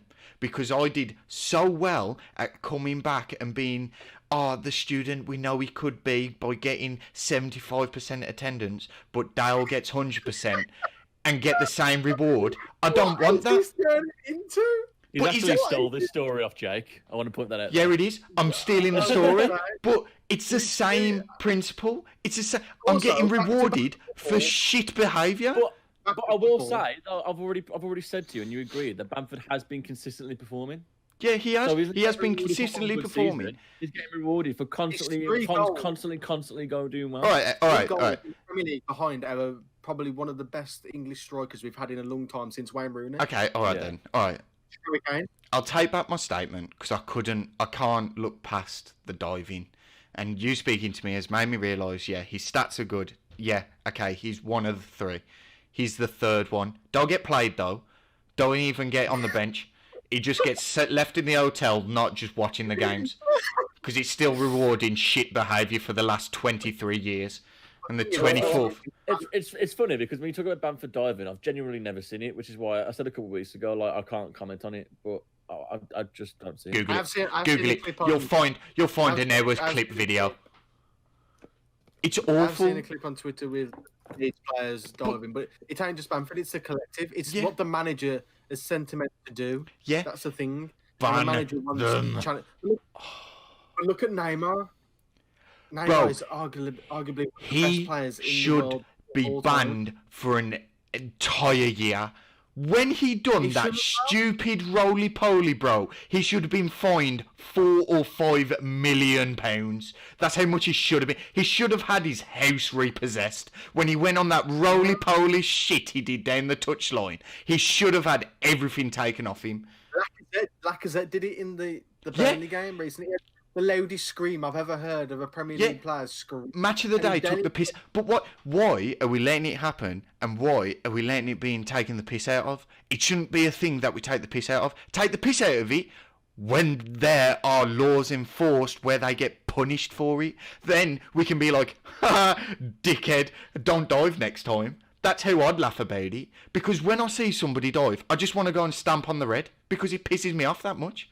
I want to be like, actually, if you're going to lie down like you've been stamped on your head, let me stamp on your head. So then you actually have something to shout about. It's such a plague in But the the thing game, is, and I never what want it proves to be it? there. Listen to me. Phil Foden. So he proved that many football players can stay on their feet when they've been tackled in the penalty box. Hang on a sec. Tackled in the penalty box, right? Stayed on his feet, didn't get a penalty. If he full on dived on the floor, then that's a penalty. It's a tactical part of the game. You I can't know get rid that. of it altogether. I know that. I know, right? he got hit. So he should have fell to the floor anyway. But obviously, falling That's- to the floor without being taken out, it's unnatural anyway. You purposely fall into the floor, Bro, Like how many Martial times? could have stayed up if Jesus touched his foot, but he's gone to the floor. It's a See, dive to the floor. That's where the grey area is, because that if you get clipped and you go down and you try and win a penalty, for me, that's better. It's not ideal because you want to keep playing, because as much as you go down in the penalty area from a clip, if it's in the middle of the penalty area, you don't really want to go down because you can possibly score from it. But then a penalty is basically a certain scoring chance, unless if you're Brighton.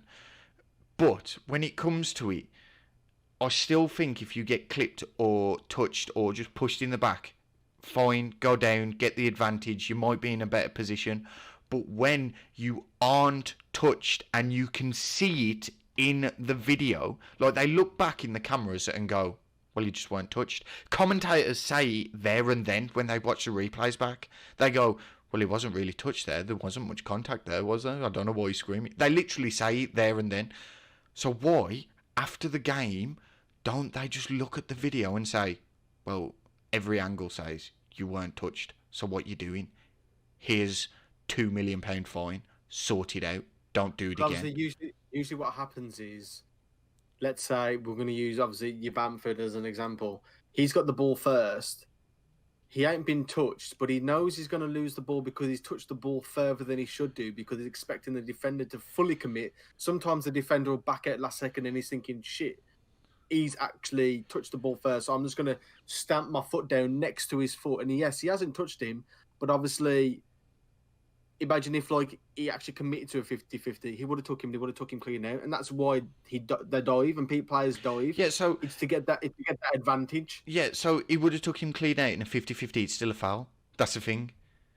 The way you've described it, he's going to put his foot down and the defender absolutely clarts him across the pitch. Like, it's still a foul. So why dive? Why dive in? If you know that the defender's going to come in... He's lost the ball, so he's got to think of some way. Like the Harry Kane thing. There's contact in every... When the Harry Kane goes to the floor, there's contact every single way, but it's a dive. Yeah, so it's contact. Yeah, so when Harry Kane does his backup thing to somebody jumping, that's Harry Kane's fault. That's endangering an opponent, because it is. He's backing up to somebody and making them flip over. That's endangering an opponent. It's a dangerous thing to do, and Harry Kane should get penalised for that. I understand what he's doing. It happens all the time. If you don't jump for the ball and somebody jumps for the ball expecting you to, they will jump over you, and you're like, oh, and they'll flip over you. But what Harry Kane does is he looks... knows they're going to jump and then backs into him. Now, that's dangerous. Harry Kane should be penalised for that, because that's endangering him. But it's also smart at the same time. It's smart. It's smart. But the first time he did it, all the pundits went, well, that's dangerous. He should get penalised for that. And it's like, so if... But Mourinho protected him saying it's smart. If the thing is, FA aren't stupid. They're not silent. They don't not listen to anyone. If that's the case... why aren't the FA listening to the people that the majority vote? You know what I mean? Like, oh, that's not actually Harry Kane's foul. We need to let refs know that when that happens, it's actually the opponent's foul. You know what I mean? That's the thing. They should use common sense and be like, and then bring Harry in and say, you continue to do this, we will just send you off because it's dangerous. And then he will stop it. Well, I think we should reprimand. Yeah, sorry. Leave that be for now. We'll have a long discussion about that in the future another time. We were doing so well for time, and we've had two very long debates that have just taken so long. We've had this debate and obviously the penalty debates. Debate, the handball debate, which both got heated, which is good. I got so heated about diving, I've twisted my mic thing, so I've had to twist it back. I'm going to quickly run through the games for match day 28-38. I just realised we didn't even go through what our predictions were. Yeah, I know. It's because we did Jim's order this week, so that's why. Do you want to...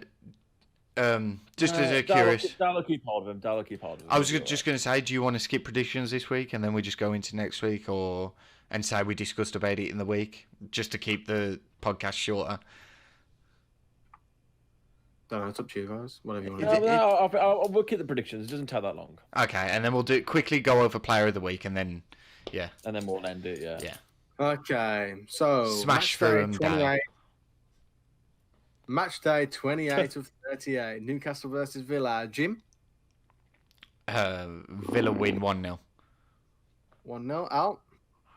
0-0. 0-0. I'm going to say Villa win 2-1. Leeds and Chelsea. Jim? Chelsea 2-0. Chelsea 2-0. Al? Chelsea 1-0. Chelsea 1-0. I'm going to say 2-1 Chelsea. Crystal Palace West Brom. We'll lose again. Probably like 3-0. 3-0. Okay. Al? 2-1 West Brom. 2-1 West Brom. I'm going to say 1-1. Everton Burnley. Jim? I'll go 2-1 Everton. 2-1 Everton. Al? 1-0 Burnley. Oh, interesting. I've gone 2-1 Everton. Fulham Man City.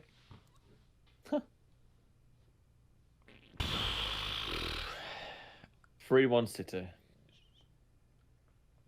3-1 City out. That's exactly what I've put. 6-1 City. Jesus. Southampton, Brighton. Oh God. Southampton to win 2-1. 2-1 Southampton. Al. 2-1 Brighton. 2-1 Brighton. I've gone 2-2. Leicester and Sheffield United. Leicester 3-0.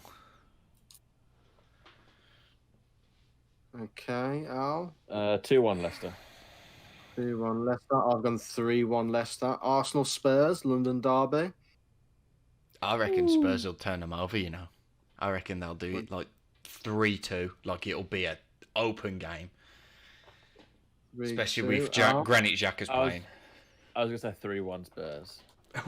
3-1 Spurs. I'm going to go 4-0 Spurs. Cheeky. Yeah, I'm going to say they're going to go big or go home. Man United West Ham. That's going to be an interesting game as well. David Moore's returning to his own club. I reckon 2-2. 2-2. Al? You're going to hate me, but 0-0. That's so evil. It could happen. It's against technically a top 6. They're a top 6. Yeah, that's why I don't think. And it's at home. You don't perform well at home lately. Yeah, 100%. I'm thinking West Ham are actually going to beat us 2-1. Oh. I'm not confident. And Wolves and Liverpool are away, so they're going to do better than. Okay, Liverpool are away. I reckon 1-1. Yeah, 1-1. I reckon 2-0 Liverpool. 2-0 Liverpool. I'm going to say 3-1 Liverpool. That's that. So, player of the week, ladies and gentlemen. Who have you gone for this week? Jim? I was cut between 2 players actually this week. I was cut between Luke Shaw and surprisingly Che Adams, but I went for Luke Shaw because he just played too well. Way. Interesting. That's okay. Al? My player of the week is Harry Kane. His performance. My player of the week also Harry Kane. Yeah, his performance is world class. 2 goals, 2 assists. World class. I wanted to go. Yeah. I wanted to. 4 goals. I wanted to go for Harry Well, Kane. I wanted to go for Harry Kane, but I was like, I want to change it up from Spurs. But you have got a point. But Luke Shaw did play too well. He did play way too well to He not played be. well. He played well, but Harry Kane Was assisted sensational. I wanted and he to scored a Kane goal was there. sensational. personally. I wanted to change it up a little bit. That's all. So And second place for me was Gareth Bale. He was my second. so Spurs. I didn't even have a second place. Granit Xhaka. All right then. Al, Oh, do your intro, What? outro, so. I'll do my intro, boys. Don't you worry. Yeah, we've definitely gone on longer than we expected to, but thank you for listening. We're getting this out on Spotify. We're now on iTunes, I believe, and we'll be on YouTube in a couple of days. Yeah, we're having questions about the schedules as well, so we'll let everyone know as much as we do.